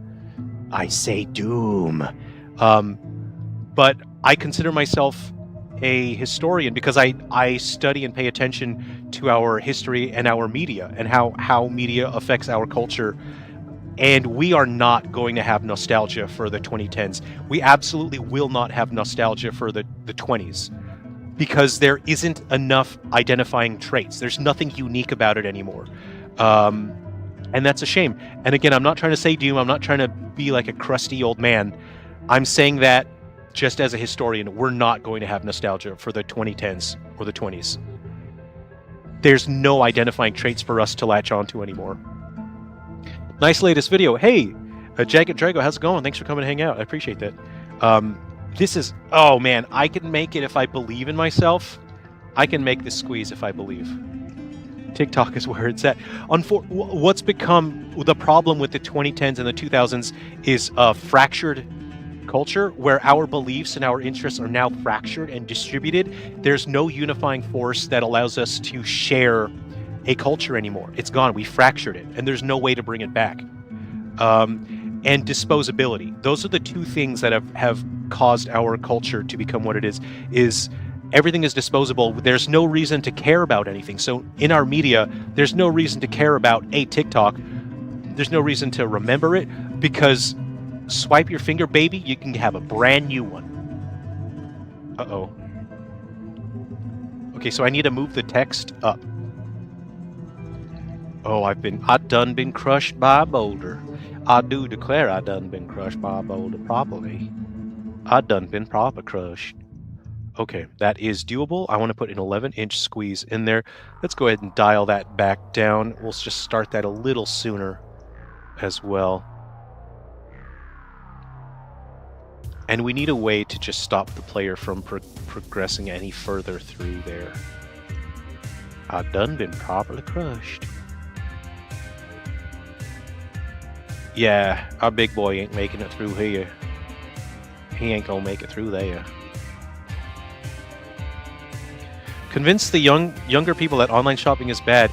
You know, that is one approach, but unfortunately it's not just the young people. Like, people of all ages, even older people, are shopping online. And there are two things, there are two main reasons why. It's so cheap to buy stuff online, especially from AliExpress and Temu. And the second thing is you can buy things there that you can't get anywhere else. There's no way to stop people from shopping online because of that. And it sucks. I cannot be a hypocrite, because I buy a lot of stuff from AliExpress because there are so many things that you cannot get anywhere else, and the prices are good. And I'm contributing to the problem, and I'm not going to be a hypocrite. I'm not going to act holier than thou. That's just how it is, That is an 11-inch squeeze. There we go.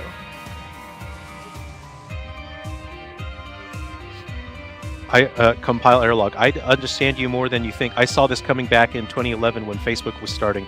Oh yeah, Facebook was the start of a disposable culture, and it's a bummer, And the way that I make my media, the stuff that I make, I'm just going against the modern trends of disposability, and I'm making stuff that I believe in. I'm creating stuff with the mentality of making media that could mean something to someone. One of the most important things that I consider when I'm making media is I'm creating something for people to believe in. And you see so much stuff that's created where they don't care. They just don't care what they're making. They don't care why they're making it. So for me, the important thing is I want to create something that people can believe in. So that's my core focus. It's not as marketable as other stuff that we see, but that's what I aim to do, and I'm going to do it. Okay. Contact event. Let's go ahead and just run through this here. There's YouTube channels with 90s malls and stores. I do watch those. It's interesting to... Oh, I don't know about 90s malls and stores.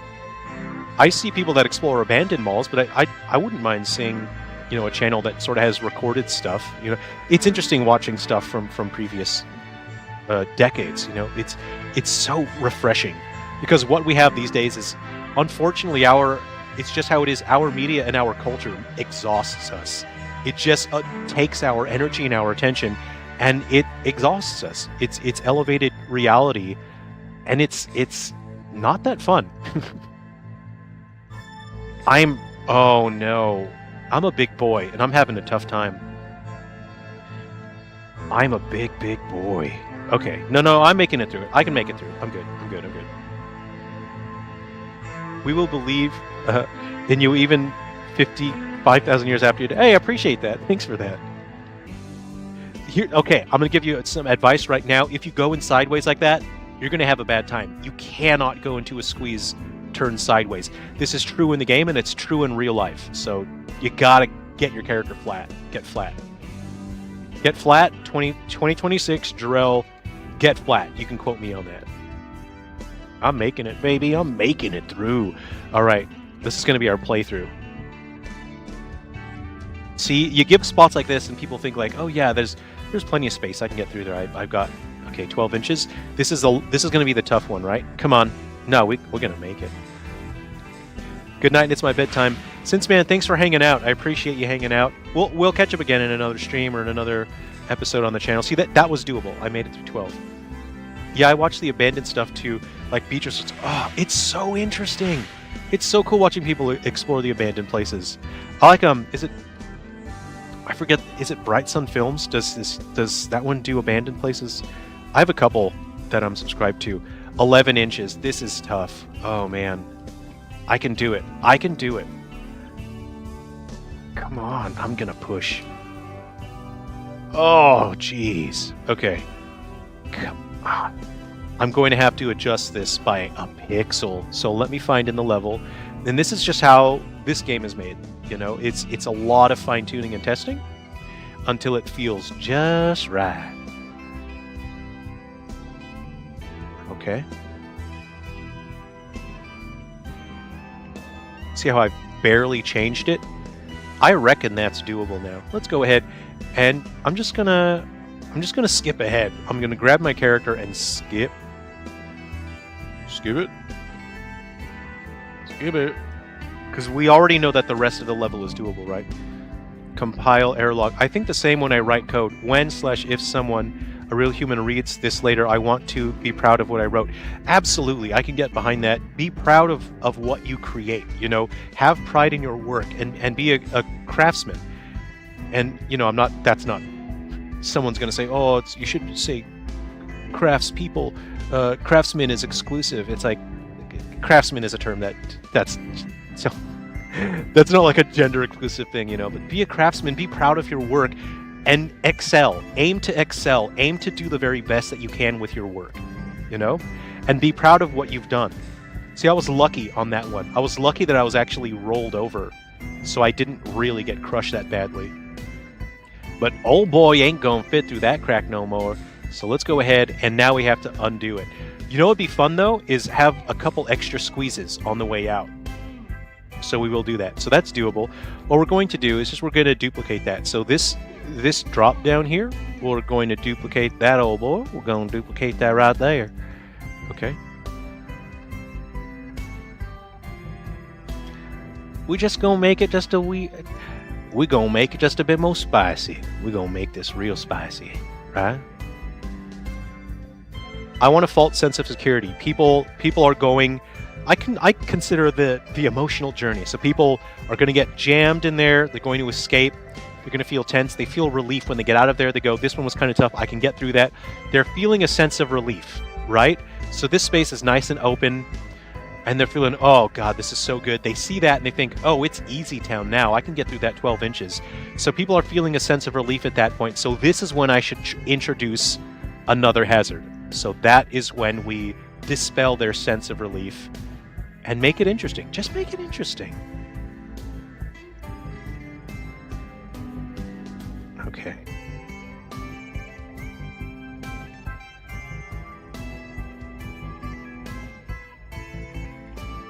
Oopa.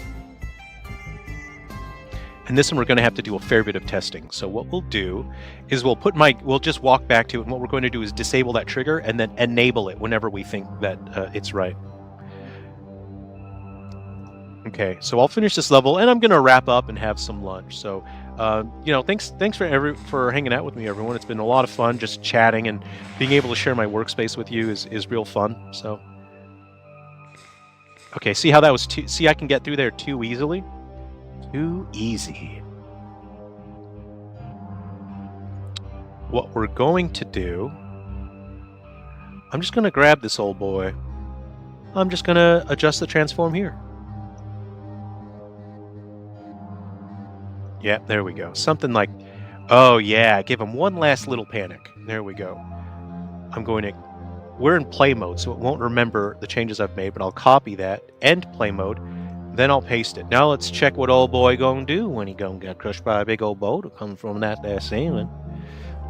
Exactly, so doing multiple for loops would solve my problem, but I did not, I thought about it, reevaluated the class and added a parent. Yeah, nice one. Often there's going to be solutions. There's many solutions that we can come up with when we're programming and any kind of development, any problem solving. There's always multiple solutions, and some solutions are clumsy. They're not graceful, but they function. And and some solutions are graceful, you know. And sometimes we stumble upon them over time. We find that we happen to think of them later on. This old boy gonna fit through this squeeze, I reckon. Oh, come on, old boy, you can make it. You gonna get through that squeeze. Come on. I want you to be able to just barely make this. Oh, come on, old boy. Oh, my guts. He ain't gonna fit through there. All right, just a wee bit, just a wee bit. I reckon that'll do. All right, let's test this. Okay. So this is on the way out. You're feeling pretty good. You feel real good about that. 12 inches. We get through. Ooh. I want it to start a little later, so we will move the trigger. Oh yeah, this is absolutely doable. It looks really doable, but it's actually a struggle. Nailed it. Absolutely nailed it. Yep. All right, this is doable. Go ahead and grab that there trigger. Grab that there trigger. We gon' disable that trigger, and then we gon' enable it when we run that there contact event. Okay, so we'll run the contact event. Oh, where's my contact event? Oh, this one's a turnaround event. Yes, that's a turnaround event. And in the object to activate, we gon' reference our trigger. So that there trigger will activate. So that won't happen on the way in. It'll only happen on the way out. Okay. I want this to look a little more intimidating. So let's just make it more intimidating. I like the idea of having permanently ruined this cave for other people.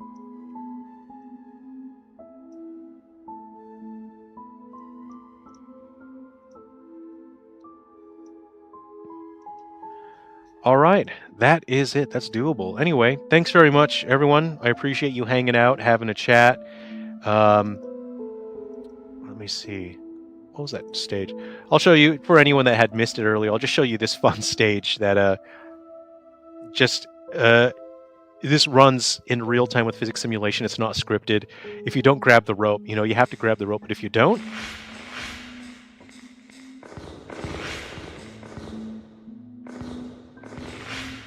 and that's the stage. If you don't grab the rope, if you just leave the controller sitting, I think something like that is very fun. It's very funny, and the way you solve it, you've got to grab the rope and climb up before you get killed.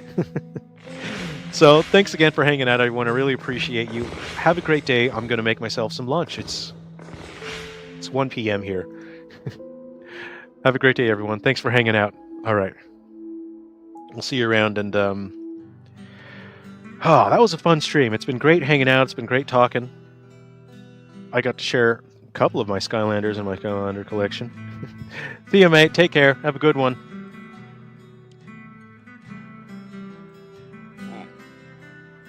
Everyone, thanks for hanging out. Oh, this is actually... just have a fresh coffee. That's kind of gross. Thanks, everyone. Real V2K, Dr. Lamitin, Compile Error, Bills... Since man's gone. Thanks, everyone.